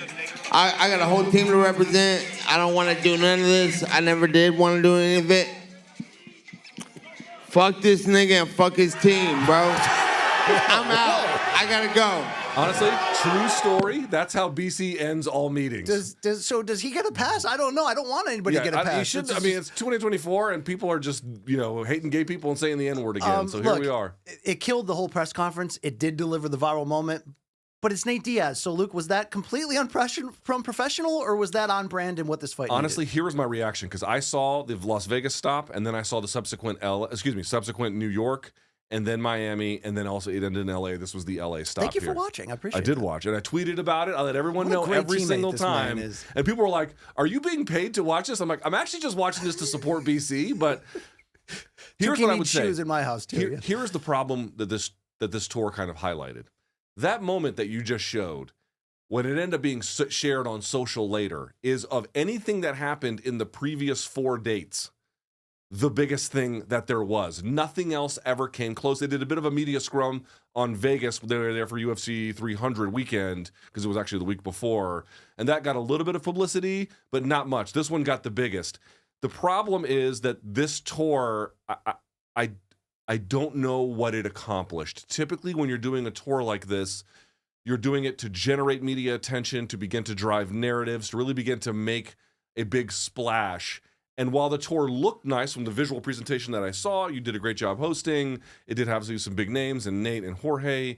It didn't seem to do the job that tours want to do, which is to reach the next level of media to raise awareness. It just kind of seemed stuck. Wasn't it the same thing as from UFC 244? It was for the BMF fight. It was like we have 2 verbal counterpunchers that kind of need the Connor to poke the bear. Yes, one guy needs a straight guy for the other one. One guy, so one guy can act out, but in this case, they never had they don't play off each other all that nimbly. It didn't quite work out. Nate did give you some Nate on brand moments. Here's the second one quickly. This might have been the highlight of the tour. This was in New York, which was a very pro Nate crowd, by the way. His fans travel. Not in Miami, but definitely in New York. Yeah.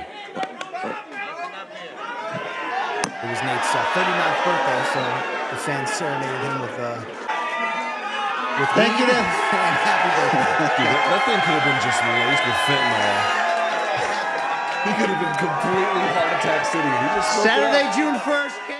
He is about that life there. And finally, Luke, it was a tough crowd in terms of, is this thing on? Remember the issues I had in D.C. with the service workers just not necessarily. Yeah, they didn't love your bits. They didn't love any of them. I tried to get over some things that it just didn't really work. Oh, yeah, you bombed like a motherfucker. Let's be honest about that. He might be indica on the microphone, but when it's time to throw down, he's sativa for days. You better believe that.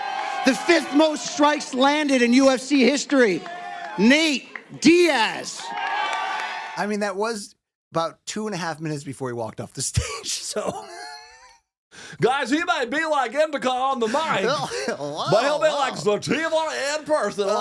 Quickly, Luke, it is official now. June 15th, not in Houston like was rumored, at the MGM Grand Garden Arena, the 3rd PBC on Amazon Prime Video, on Prime Video, pay-per-view is going to be the star-studded doubleheader. You can see the poster there. Gervonta Davis will defend his WBA lightweight title against unbeaten Frank Martin, and David Benavidez will move up in weight 175 to fight for an interim title against former champion Alexander Vodzik.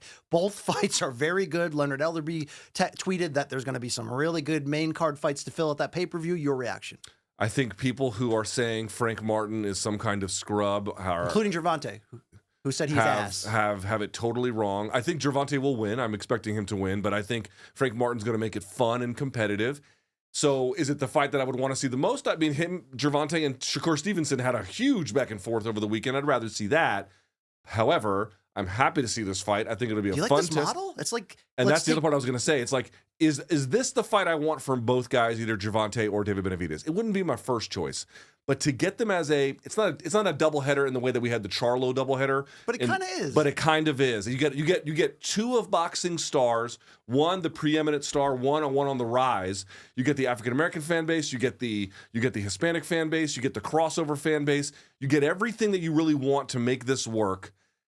I'm really excited for it. I actually can't wait, even though for the two individual fights, I'm like, I'd rather see Benavidez, Canelo. I'd rather see Stevenson take on Gervonta. I actually love this, and I'm super excited for that June fight. Mike Perry will be with us in just a matter of seconds. But to close, should I care about this? PFL officially signed 11-1 Irish free agent Paul Hughes to an exclusive deal. I don't understand why the UFC is passing on all of some of these top European prospects. Cedric Doumbé also just re-signed with PFL. Cedric Doumbé is going to be one of the top prospects in the sport. Paul Hughes might be, irrespective of weight class or nationality, the number one. He was one of our, I think he was either our first or second Hammer of the month. Him and Ilya Topuria were hammers of the month. We'll retouch this at the end of the show. So I was just going to say, great signing for PFL. I'm a little surprised that UFC didn't pick him up, but here we are. All right, let's talk about a great signing. Let's talk about one of the biggest names, faces, attitudes in all of combat sports. A real pay-per-view star. He represents BKFC. He's known as the Platinum One, and this Saturday, he will be headlining in Los Angeles, BKFC's Knuckle Mania 4, a pretty loaded pay-per-view card, seriously, up and down, against former UFC title challenger Thiago Alves. It is Mike frickin' Perry. There he is. Look at him. Oh, Luke, you know he's my favorite guest of all time, even though he's nearly assaulted me on the mic a few times. I think he hung up on you once. Yeah, I mean, I might catch those hands one day. Hey, Mike, you look fantastic, brother. I'm always excited to chat with you, but your escalating success the last few fights, the last few years, man. I'm like, I need some merch. I need to put up some Mike Perry stuff on this show. Congratulations on everything. How the hell are you feeling entering yet another sort of WrestleMania tentpole event here for BKFC? Thank you guys so much for having me. WrestleMania is a funny way to put it because ain't nothing fake about this that we do. I'm very happy to be headlining such a stacked card full of incredible fights. These fights are going to be amazing.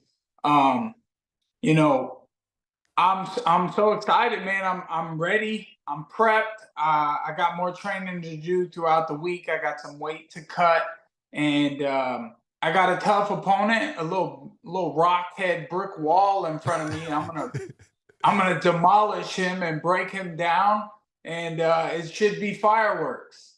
All right, Mike, I got a million questions about the fight, but I got to ask. We saw you on Bisping's podcast. You were a little bit mad at us.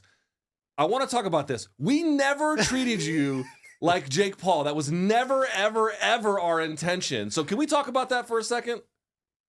Man, the Mike Bisping one, the last time I did the Mike Bisping one, I can't even remember what I might have been mad at you guys for. I'll tell you. Okay. Here's what had happened. You made the move from UFC to BKFC, and as BC just indicated, you took over the sport. What we had noted was the guys you were beating were established kickboxer like MVP or a much bigger guy like Luke Rockhold, but they were in their later 30s. And Bisping suggested, I don't know if he meant it maliciously, but he suggested that we were treating you like Jake Paul. But that's not fair at all because you're also an MMA fighter who crossed over. You're just better at it than those other guys, not a guy like Jake Paul who is taking people who have never done what he's been doing this whole time. So I just wanted to clarify, we never, ever, ever wanted to compare you to Jake Paul. I hope you understand that. Or at least I didn't. I don't know about if this Fuck holds off. loyal. No, right I here, wasn't but, doing it either. Fuck off. That's okay. I mean, look, Jake Paul's doing great things. That motherfucker is taking everything I work for. I want to fight his fucking ass. And you know what's the real money fight is me. And these guys, I don't know if they want to do bare knuckle. I don't think they do. I can't put words in other people's mouths.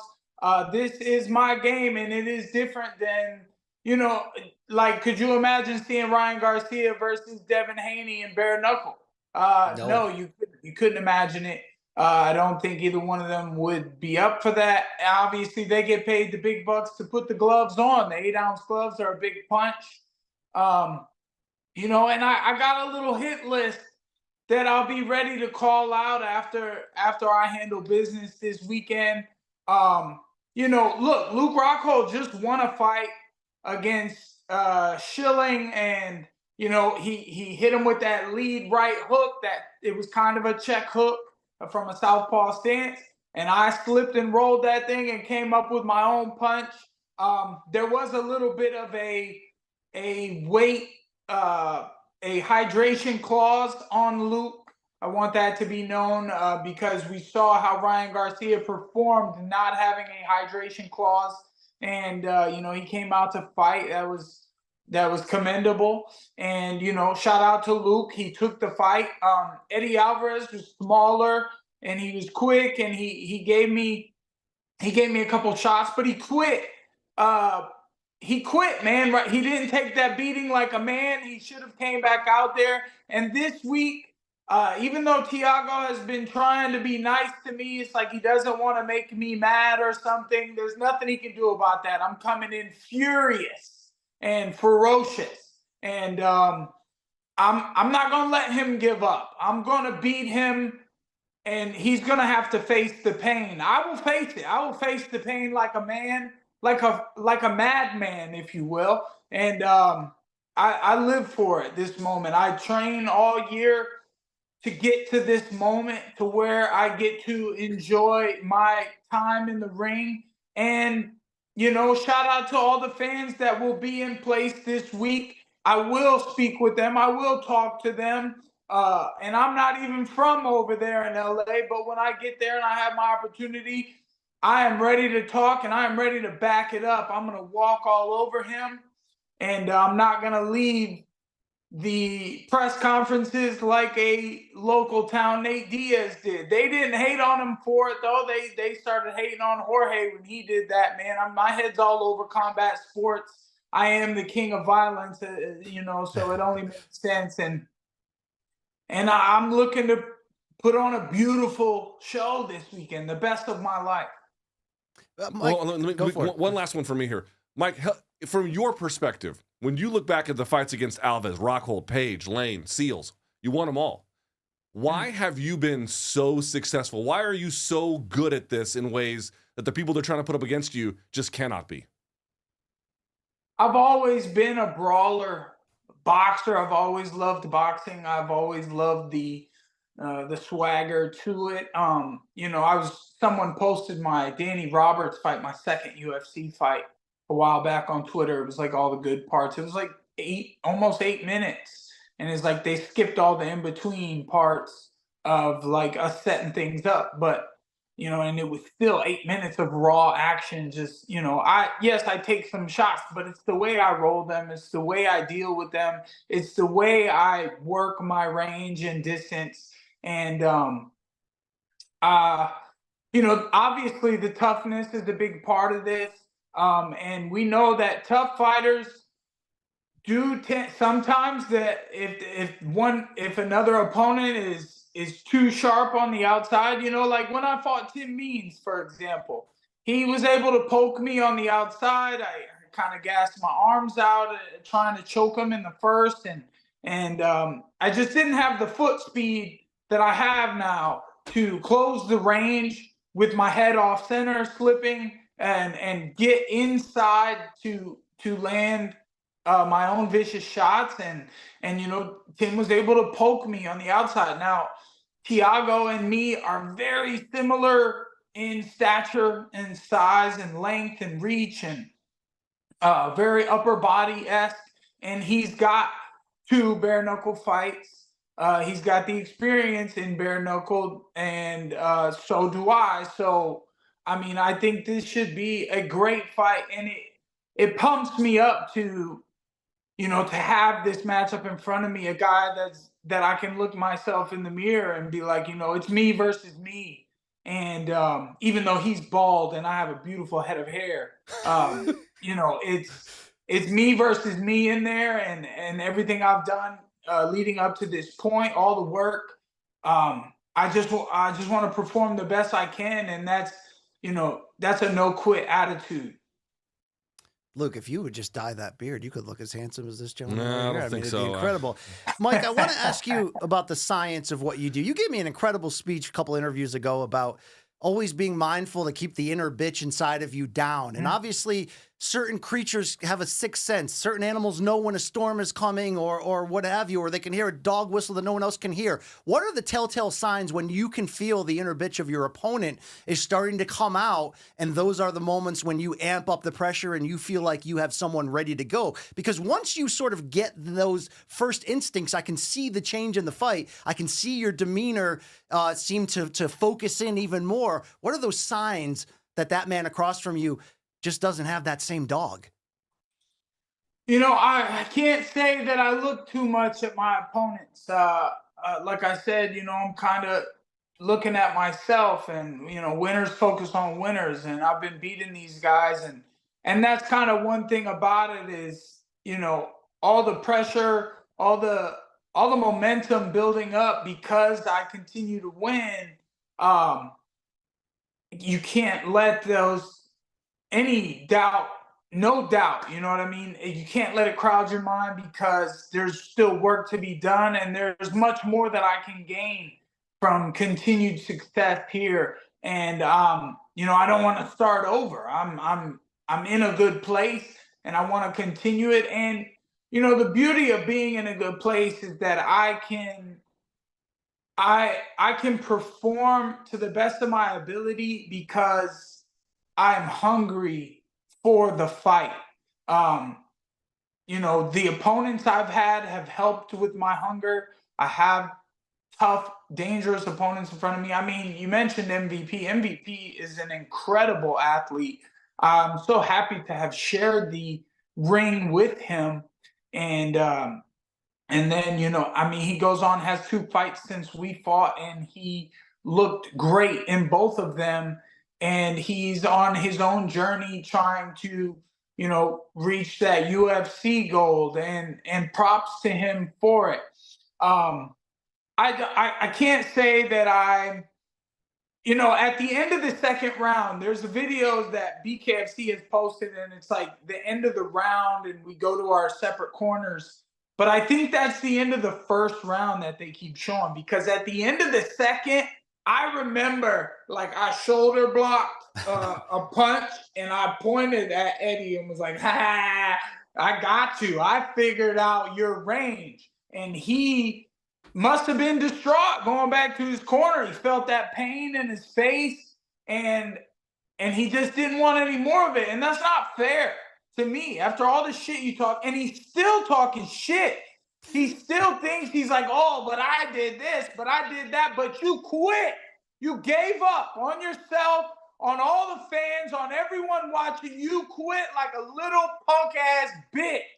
And I want my chance and my opportunity to face a savage like myself. And I see that in Thiago, that he will not give up. And I am going to have to make him lay down. He is going to have to face the fist. Oh my God, I'm so fired up from that speech right there. Hell yeah. Mike, I want to ask you something, because what we love about you, and it does seem like you are the happiest you've ever been, and I love seeing the family pictures. Congratulations on the birth of your second child, everything in that.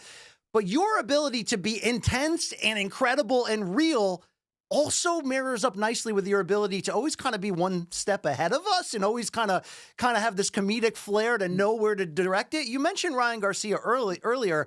Have you been following the build to that Haney fight at all? And what do you make of Ryan? Is he this maestro that's almost doing some of the skills that you're great at? Or do you think he was actually in his own peril and that was sort of spilling over in terms of everything mentally he was dealing with heading into that fight? I'll tell you what, he threw me for one. I thought, you know what, man, I guess I was talking at the barbers today, and we were talking about it. Apparently, he had a fight between Tank and Haney, and I didn't know that. And I just remember how he performed against Tank. And I know that there was a hydration clause, and they made him stay small and suck down. Tank must be teeny tiny. And that's just not who we saw against Devin Haney. I mean, he came to fight, and Haney was too patient. Just waited too much. And I saw Haney fight Prograis live, and his patience worked for him in that. Prograis never really had the attack.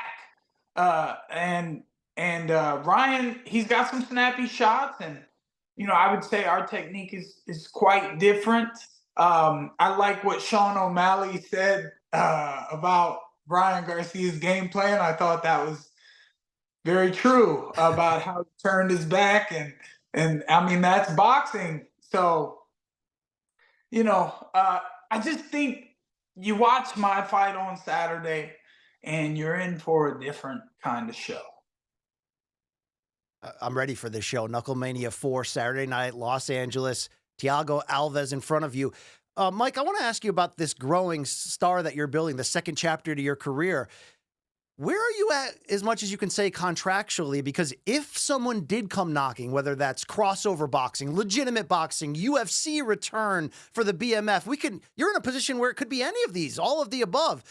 Are you in a position where you can capitalize on that? Are you looking to take this Thiago Alves performance and potential win and package it into something even bigger next time around? Absolutely. Absolutely. 100%. Like I said, I mean, I have that hit list, and I want to win this fight on Saturday and call it out in the ring and let it be known where I would want to go. And I think it will be intriguing. Obviously, a couple of the names are already known on there, and then there's a third name that no one's going to expect. And when I win on Saturday and I drop these three names, that's the lineup. That's how I want it, in that order. And I want to get it done. I want to get this done on Saturday. I'm willing to sacrifice my hands in there on Saturday to get the dub, and I'm going to explode my fists on his face. And if they hold together, then I'll be right back in the training camp. I feel amazing. After the last fight, I definitely relaxed. I definitely went into vacation mode. I'm definitely going to do a Platinum family vacation after this fight because they deserve it. Family time is much needed. But I would like to stay in shape, make a turnaround, and have these big fights happen that we've been waiting on for years, and stop delaying on the people. And at least if from any side that these things aren't happening, it definitely won't be my side. And besides, I have been out here getting after it for the past couple years, and I've been winning, and I've been, staying active, at least 2 fights a year, which isn't like, oh my God, when I came into the UFC, I fought 3 times in 4 months as soon as I got in. It's different. Now I can be more patient. I can take better care of my body. I can prepare myself better. I need, 6 to 8 week camps is to get me into platinum performing. You know what I mean? Like the fans deserve that. I have to go through hell and training in order to give the fans the show, the Mike Perry that they want to see, not just some guy who's been slacking, So if I go and enjoy some family time and a platinum vacation after this big event on Saturday, I'll be hungry to smash these other guys. Oh, yeah. Okay. Hold on. Mike, in terms of, let's compare it to MMA for just a second. In terms of bare knuckle training to MMA training, and then bare knuckle fights to MMA fights, can you help us understand the injury and just wear and tear differences that you've experienced between them? I would say, man, like when I grappled, people always trying to wrench on your neck, always trying to get my neck. And my neck is strong, but damn, I'm sitting there, they got this whole person hanging off of my head and neck. And in training, I always train with the same idea and mentality that I would fight with. And I'm not giving up if you ain't got me. And, I get myself hurt in situations like that, or my legs. I'm not an amazing kicker, or I never really was an amazing kicker. And I used to have more flexibility in my legs. I still work on my stretching, even though doing the boxing, I just my leg definitely tightened up, and I started making sure that I stretch out. And road work can hurt your knees no matter what sport you're doing, but definitely grappling, having a big body, twist your legs up and try to tackle your knees could affect those.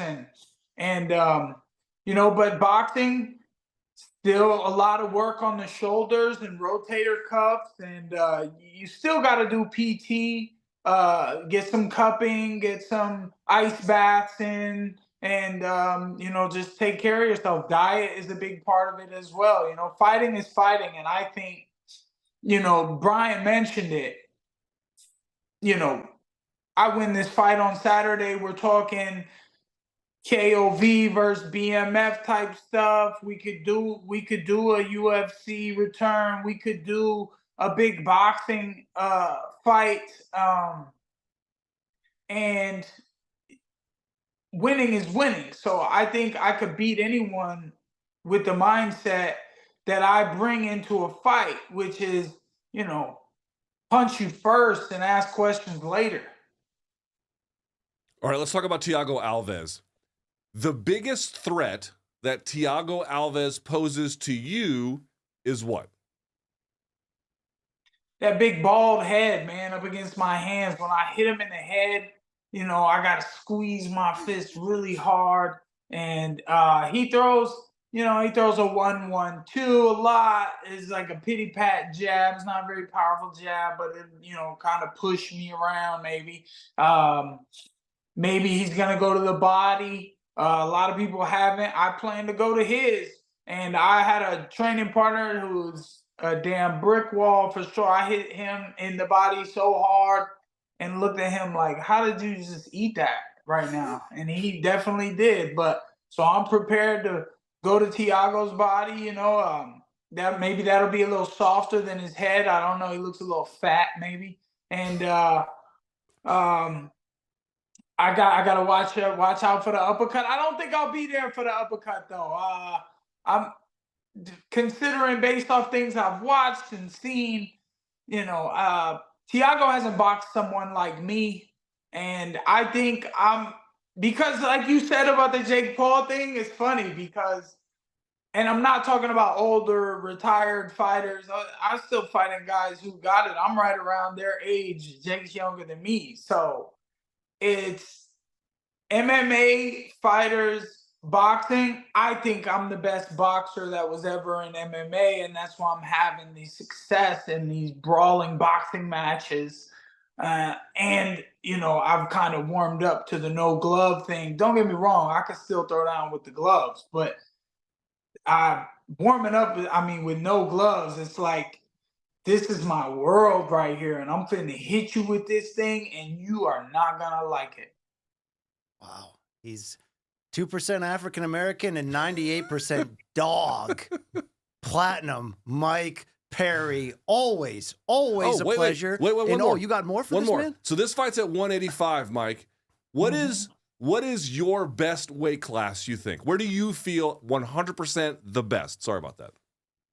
That's all right. Well, I performed one time at 185, and I felt like I was cutting weight that week. I built myself up. I lifted weights. I ate a lot, 3-4 times a day to make sure that I had 10 pounds to cut at least. I did the same thing this time. Now, the difference between that fight, who was against a taller opponent, I love fighting a taller opponent, where I haven't really liked fighting a shorter opponent, but me and Thiago are the same height. So, except for my hair, I'm a little taller because he's bald. But I think and also Luke was bigger, right? So he, with that weight discrepancy, like he maybe could have put on a little bit more weight. he was still 205 in the ring, and I weighed in at 185. I was like 187 or 188 in the ring. So he still had lots of weight on me. And I mean, if he could have gotten bigger, ate more, been more relaxed, more comfortable, I don't know. But Thiago and me, I think, we're the same size. We're both going to be about 189 in the ring after we weigh in and eat all night. And but at 185, when I did perform there, I, in my opinion, was damn near perfect. He hit me with one left hand, I took it, and then I ended it. And, you know, this time we shall see. I'm always sparring big guys. I'm a bitch for the heavyweight guys that I train with because I'm fast, I'm low to the ground, and I can hit about as hard as they do. So, you know, that's what Thiago's up against, man. I'm like a fast heavyweight. This is the way. This is the way. And he hits like one, too. It goes down Saturday night. Show it. Oh, there it is. Oh. This is the way. I love this guy. Knuckle Mania 4 live on pay-per-view this Saturday. Mike, thank you for the time. Always Thanks, great Mike. to chat with you, brother. Best of luck to you, okay? There That's he is. Ocean's Daddy Enjoy right the there, show Mike. on Saturday, boys. We will. Thank you, Mike. Damn right. Thank you for having me. Bye. Perry. There Yes. Luke, I got to ask you quickly, a little quick, do you care about this card Saturday night on pay-per-view? Okay, go ahead. Knucklemania 4. First of all, do you care? First of all, Mike Perry is appointment viewing as far as I'm concerned. Especially in bare knuckle. He is very, very good at bare knuckle. Sure. And interviews. And interviews as well. That's right. So that's the main event fight, Mike Perry against Thiago Alves. Co-main event. Interesting story here. You remember Lorenzo Hunt, who's tearing it up on the BKFC Yeah, level. he's a full-on BKFC guy, right? Yeah, He's a so champ. he's their cruiserweight and light heavyweight champion, and he's going to be fighting for the heavyweight belt against the UK's Mick Terrell. Do you care? 3-division champion potential. For the 3 belts, I kind of care, yeah. Okay, or maybe that's for, there's also a heavyweight bout, Ben Rothwell against Todd Duffy. Do you care about that? I mean, I actually like both of those Yeah, me guys. too. So, okay. Okay, former caveman boxer Alfredo Angulo against, I thought it was Joe Riggs, it's Jeremiah Riggs. I cannot believe Angulo can get a medical clearance to And fight. also, they'll let him bang once more, Julian Lane also. Yeah, on I'm less this. interested in that. Okay, Did you there see you BKFC also got in trouble? Front Office Sports had they did some show in Montana recently, and some guy who won was in his 40s, not some prominent guy, but just a guy Sure. on their card. Turns out he's like a member of like the Aryan. Well, actually, I don't want to say that. Turns out he has ties to people who are like notorious neo-Nazis and or members of the various Aryan gangs. Is he dating KGB Lee, or was that? I don't think so. insensitive? No, Yeah, but who knows, right? Who Fairly knows? insensitive. So there. that wasn't great that BKFC did that. Shout out to Mike Perry right there. Wow, love it. I'll be checking that out Saturday. What do we got this Saturday? We got BKFC. Apex? We have an Apex one with Nicolau versus Alex Perez, in the Which is feature. which is a fine fight. It's just the card whatever. is bad though. We do have breaking. Don't say it's a fine fight. We do have breaking UFC Hold on, it's news. not a fine main event though. Let's be fair and honest. It is not a fine main event. No, it's a fine fight, just not a fine main event. It's a decent fight. Very quickly, this is in my inbox. WWE and UFC joined forces to bring NXT Battleground. I don't know what that is. To the UFC Apex Yes. on Sunday, June 9th. It was reported on the dirt sheets a few weeks ago, but this is interesting. We want less UFC in the Apex. Yeah, they And call it, now- by the way, this is from the press release, quote, this marks the first ever WWE event to be hosted at the state-of-the-art 130,000 square foot event and production facility, which is home to UFC Fight Night events, Dana White's Contender Series, and more. So here's what they're probably going to do, or at least what I hope they do, because don't forget, the UFC PI is modeled after the WWE Performance Center, which is in Orlando, Florida. And inside of there is where they have always shot TV for NXT. And Luke, that's a very small warehouse, but they pack it with stands and you get a very intimate wrestling fan experience there. If they would just put more seats and put them closer to the octagon and not have like the VIP area where Paul frickin' Anka is hanging out, at Zuck is over there. Like, imagine if they pack the crowd. Like, remember the old Tough Fights, right? Where you had the live fans in there? Yeah, the old place. I went to the old one. If they I sat behind Francis if Ngannou. NXT brings this model in, I bet you UFC adopts it. It's smart. You could put a couple hundred people, right, and make them loud. I've always said, if you're going to have it in the Apex, you can still make it an intimate theater-like show rather than just, hey, we're having fights in a warehouse. Want to hang out? You know what I mean? Two different fields. Are you texting in the middle of the show? I was texting my man Bernie Barmazel, PR maven to the stars. I do know for Bernie, yes. Thanking him for getting us Mike Perry. As always, love talking to Bernie. But that's an interesting bit of news. There's the Apex continues to find new lives and identities here. So are you ready for the shit? Because I got some shit for you. Let's see VC's feces. All right, let's see if we can close this this great episode with an absolute. By the way, fans have been bang. asking, what about like? Let's have this talk. So, well, they've been asking. First of all, they've been asking about a Friday show, and I've told people, BC and I, we're talking about it. Like, again, we have to build back. But hold on, I want to add a couple elements. They're asking not so much about Dead Wrong, but they're asking about fan subs. They're asking about OK Bet. All of this is in discussion, correct? Yes. Until we are able to expand, I think we should consider maybe, like we haven't done DMs this week or last week due to time constraints, but what if we snuck in fan subs instead of DMs one time if we had a lower amount of topics to talk about? Look, here's the deal. Obviously, folks, when we left in February, I have to say it one more time because people are still filling Reddit boards about this, about our missed promises. We had imagined a world in which we'd come back full strength, full deal, full team, ready to implode your ear holes and your face, a few of your holes, actually, to be fair. Right? What was that old bowling ball technique? Like, I probably went too far. The shocker? Yeah, the shocker. It just didn't go our way, but we are building back to there. There were things that got in the way. Easy. In terms of paperwork and corporate and stuff that just took extra time. We've been through this a million times. So yes, we will get I know there. people think we're doing like, you know who we should fuck over? MK fans. Yeah, they're like, I can't believe Luke and BC didn't give us like 5 shows during 300 week. I would pay me for it. I would love to. Yeah, we're getting back to that point. there's ways that could happen. Yeah, we're getting there. We will be there. Okay, seriously, this summer, late summer, fall, like we're going to be banging. Yes. Hey Tui. Okay, it's coming at you. I'm having a very positive feeling. All yes. So what I did is I scoured the globe yesterday for like the highs and lows, the good, the bad. Tell the folks ugly, about the one you couldn't get and the in between. But it wasn't censored, right? It was a license plate that said "ass boss" in the state of Maine. It's just the Did I tell you I have Maine plates? Yeah. So no, we didn't get censored this week, but this is all the shit you missed. And dude, our censor is back. The one who was on vacation last week. Does he know how many like killings and live censor, dicks you should know that when you weren't here, we fucked around. Yeah, it was Faces just of so Death. That's clear. It was Brazzers. It was a lot of things going on. We basically here. just watched pornography on air. It was awesome. All right, here we go. This one's called "Have You Seen This Shit?"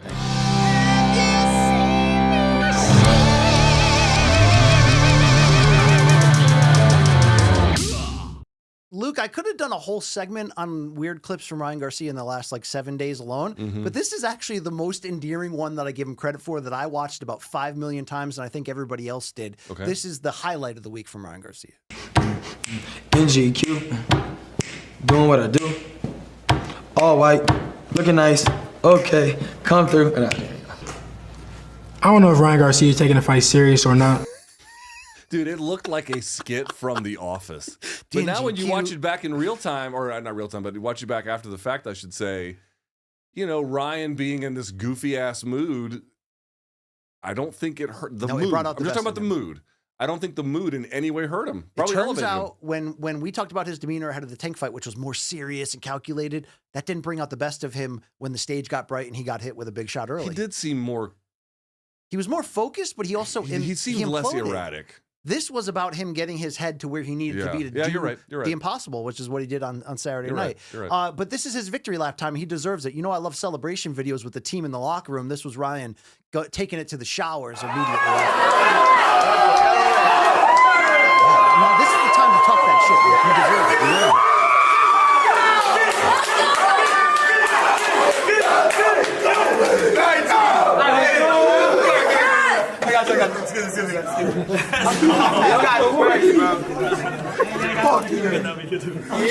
it. Did you notice the violins pre-fight in the locker room? I actually laughed at that. But did you notice he didn't actually celebrate all that much after winning? And even in the post-fight interview, it was almost like this calm, almost like sociopath coolness to him that was just sort of like, yeah, I did that. You know what I'm saying? Like it was I was a little shocked. Actually, I hadn't thought about that. That's I thought he'd be in tears. Point. I thought it would be like such a blow off from all the pressure that he kept tight all week. I honestly think that he's drinking this way because he's under pressures that the fight itself, as well as it went for him, yes, can't relieve properly. You know what I mean?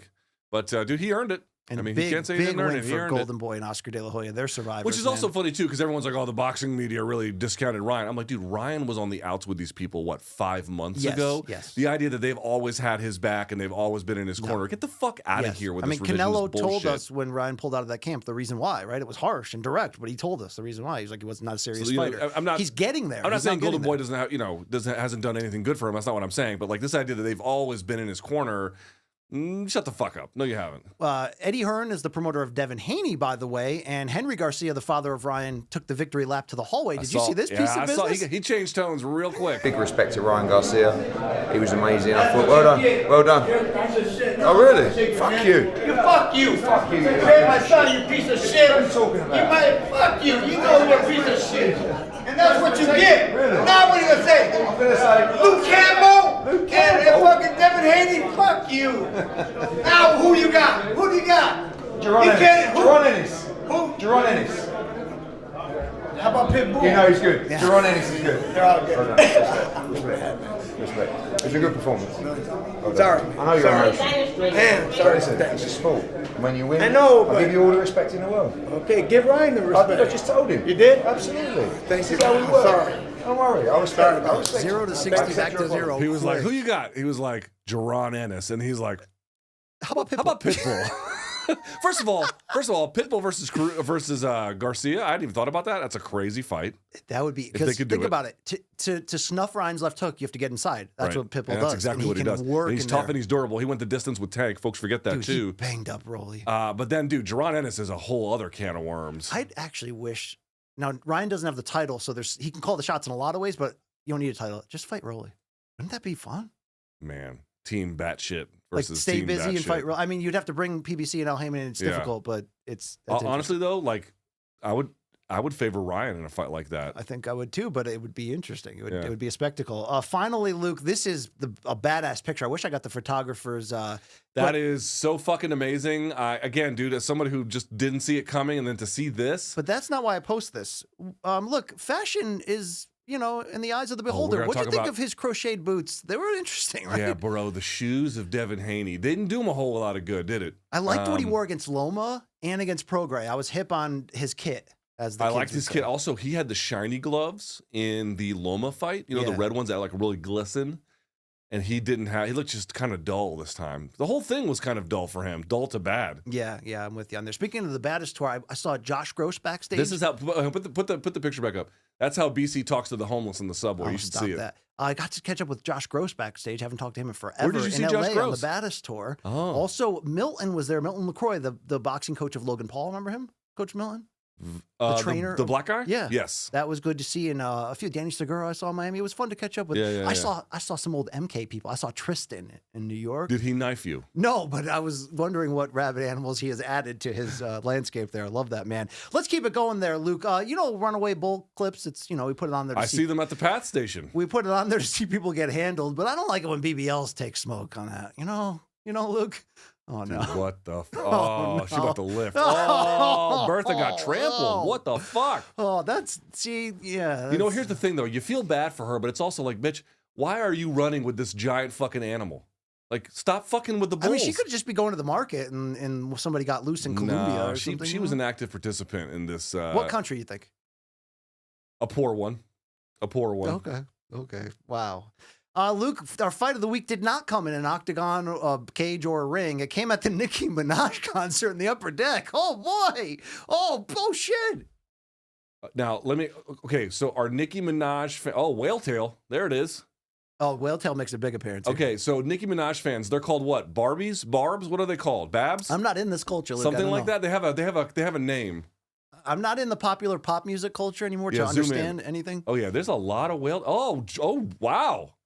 It's like a hockey fight and a gang initiation at the same time. With the extreme pink, I thought it was more of a Swiftie thing, but this is straight Minaj here. Do Swifties fist fight? I don't know if they do. So. I guess Nicki Minaj fans, they definitely get busy. Yeah, they're getting after it here. Wow. Well, Big Bertha there, I can see what she's wearing on her undies. Does this turn you on at all, or does that just get awkward? I don't want to get fired, but you can imagine what my answer would be. Oh, wow. All right. Well, look at Big Bertha. That was Kombat-like, but here's the week that was elsewhere in combat sports beyond Haney Garcia. I got one for you from PFL Chicago. Not a big crowd, but there were some 5 knockouts. people watched it, but it was a good show. How about Shamil Musayev giving it to our boy Logan Storley, South Dakota's own? Look, he may have KO'd him 4 times in this sequence alone. I know. Logan Storley, by the way, 4-time All-American out of University of Minnesota. He was also, I mean, dude, look at that. Dude, he gave him the Dan Hendo But Fedor. here's the thing right? about Musayev, right? Now, I'm not an expert. I would just say I have some questions about his physique. It looks like he has potentially at some point in the past dabbled with something that affected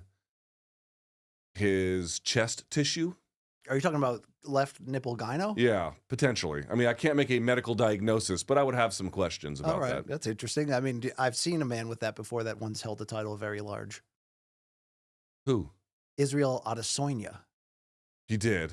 He had Which a said he saggy got from one, but smoking. I've got like a saggy eyelid, and you always make fun of me, like the whole egg chin thing. I don't. I mean, it's not a saggy eyelid. You just have a weird tick when you eat because you're That's a true. fucking mutant. That's true. I said I have one PFL highlight. I actually have a second one. You got me to look this up. You mentioned the video of Gabriel Yeah, Braga, dude, this was big. whose father was murdered. This was the finish in the celebration that he delivered. What was the story? That was interesting. So his father had been in his corner for other PFL fights. You could see him break down right here.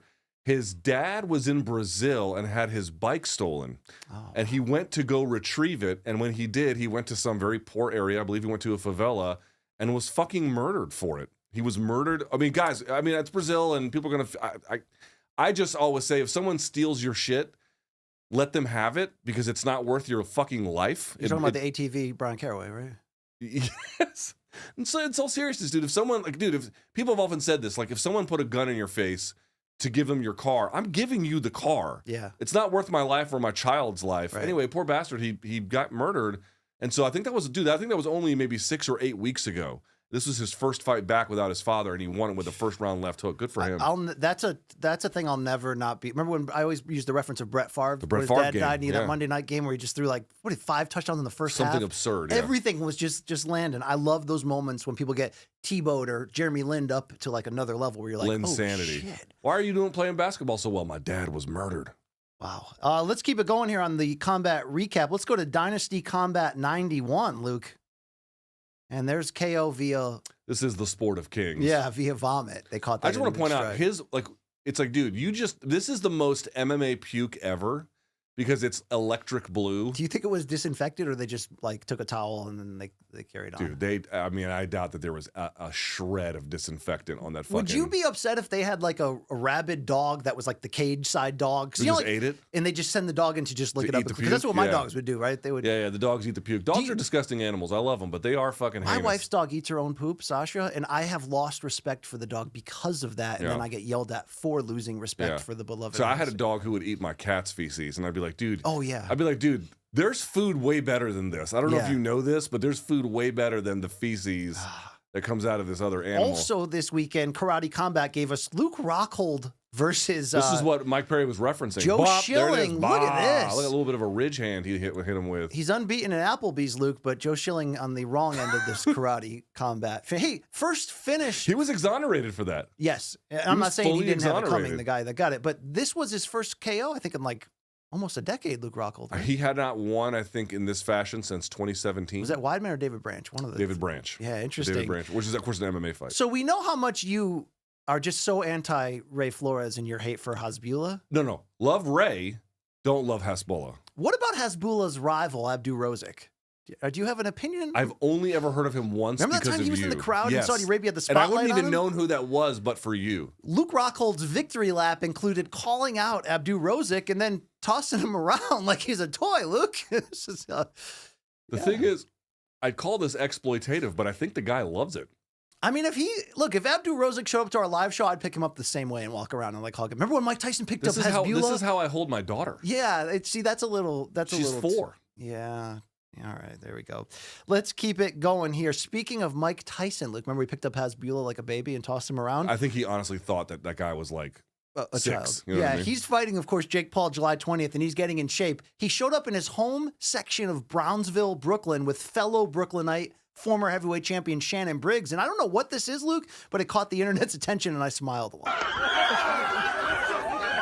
Look at this. This is Brownsville on a Saturday, bitch. Don't think it's not. Mike loves it. Look at that.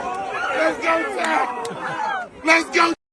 Yeah, dude. Brownsville, home of the brave.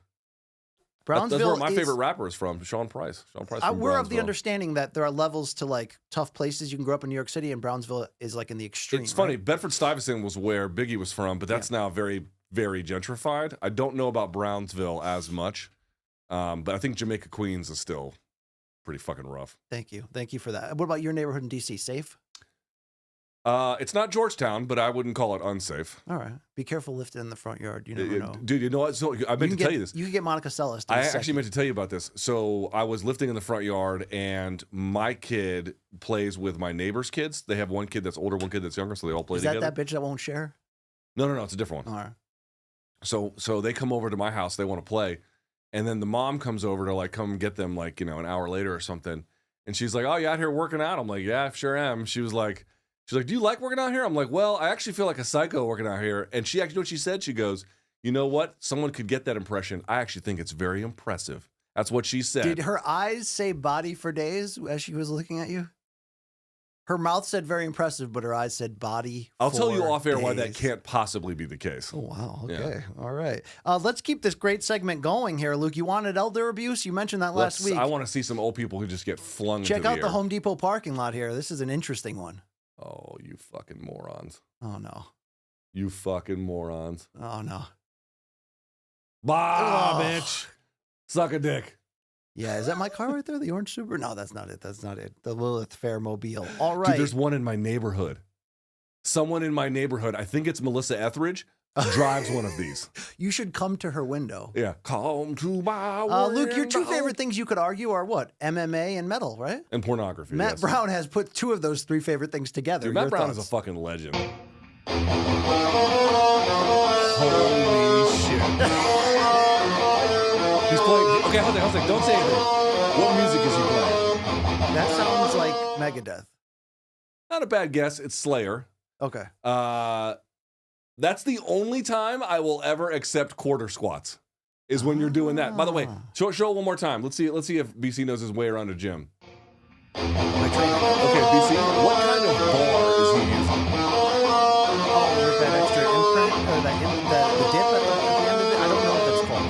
Okay, so you see the handle position is out here in front of you. This is where the handle position is, and then the weights come out lower. Yeah. It's called a safety squat bar, SSB. When we worked out together for the doc cams in Miami that time, you gave me a tutorial as if you were a community college professor. That's the only thing I've got is community college level knowledge of the gym. That's it. Luke, they'll make bongs out of anything these days, including They've been making bongs out of shit like... Including pizza.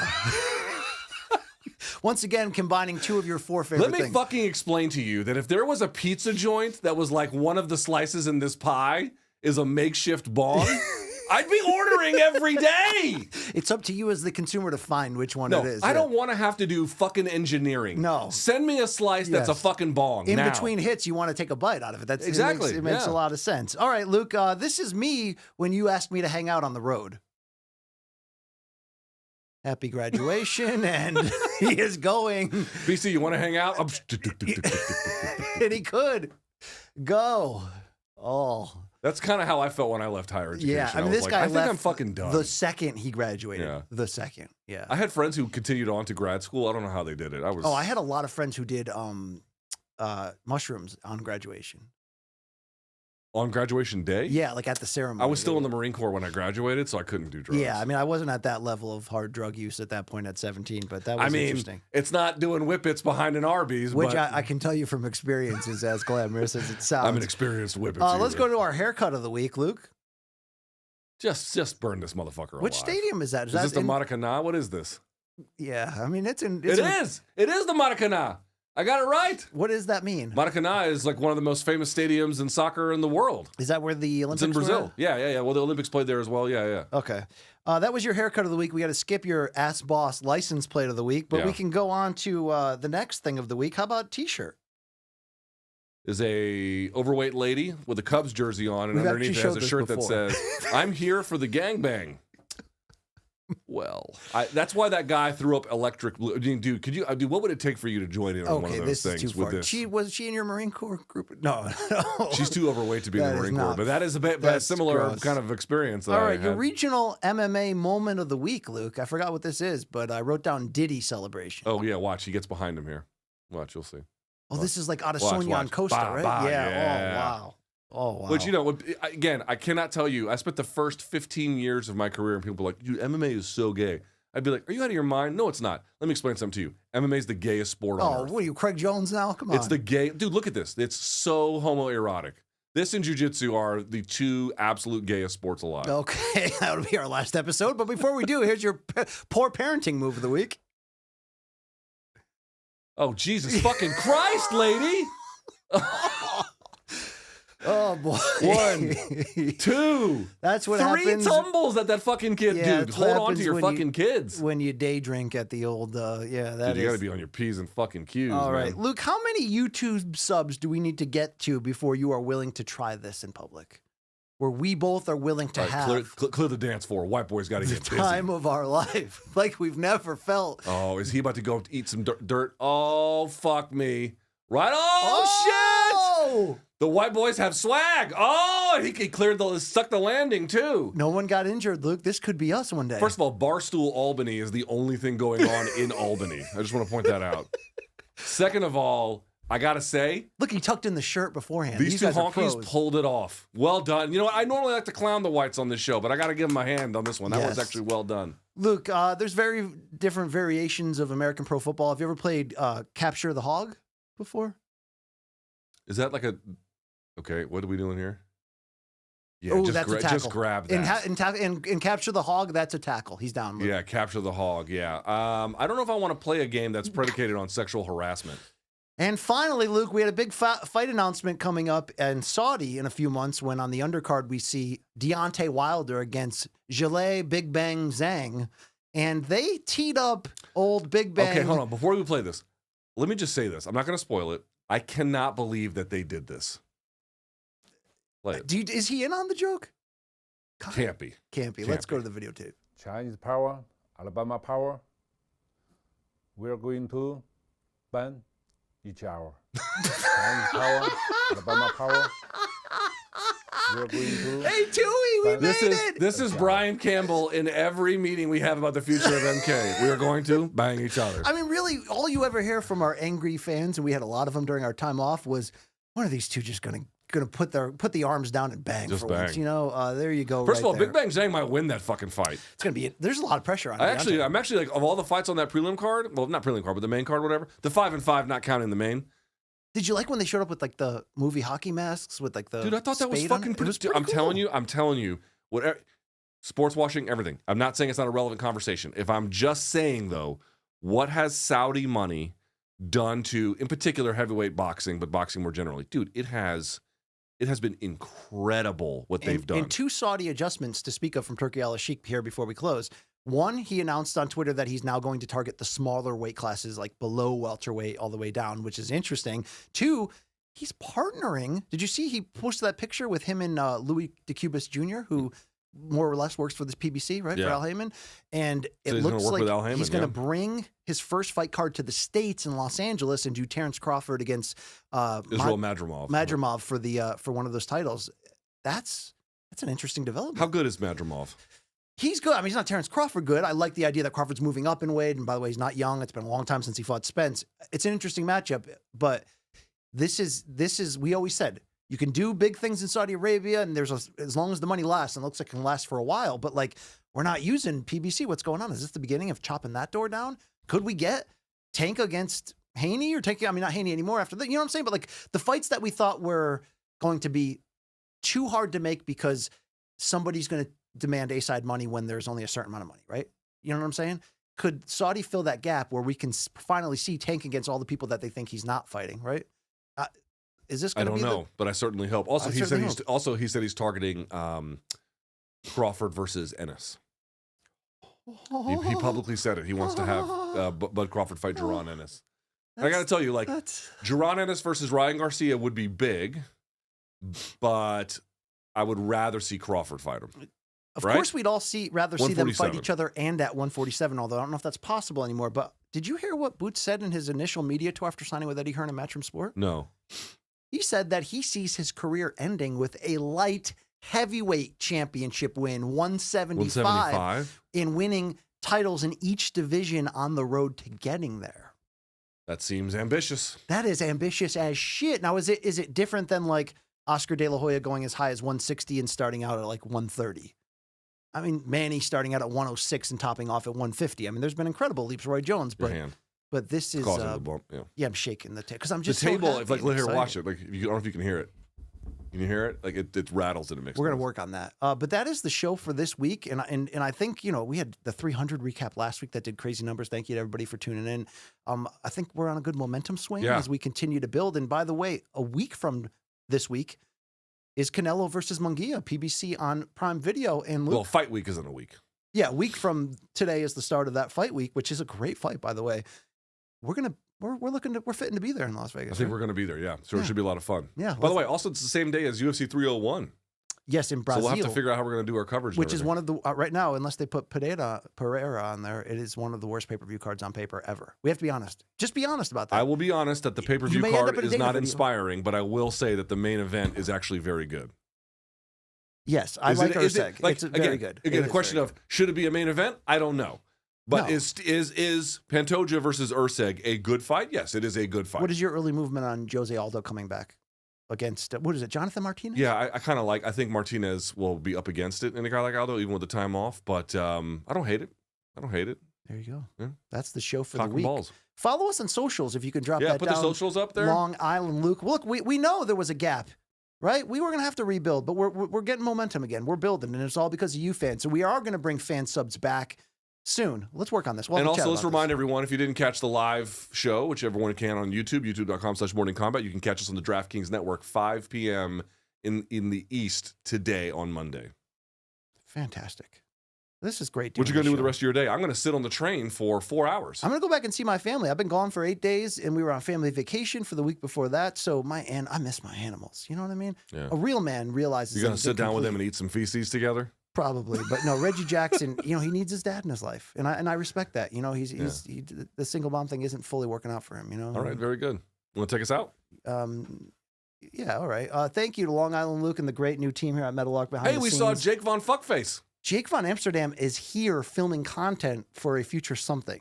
I don't want to tease people. He's the one. If you're asking who this is the guy that filmed many things. The documentaries where we went to the house and everything. Like, I don't know. There could be some new people. I don't know. Just trying to set the table. That's true.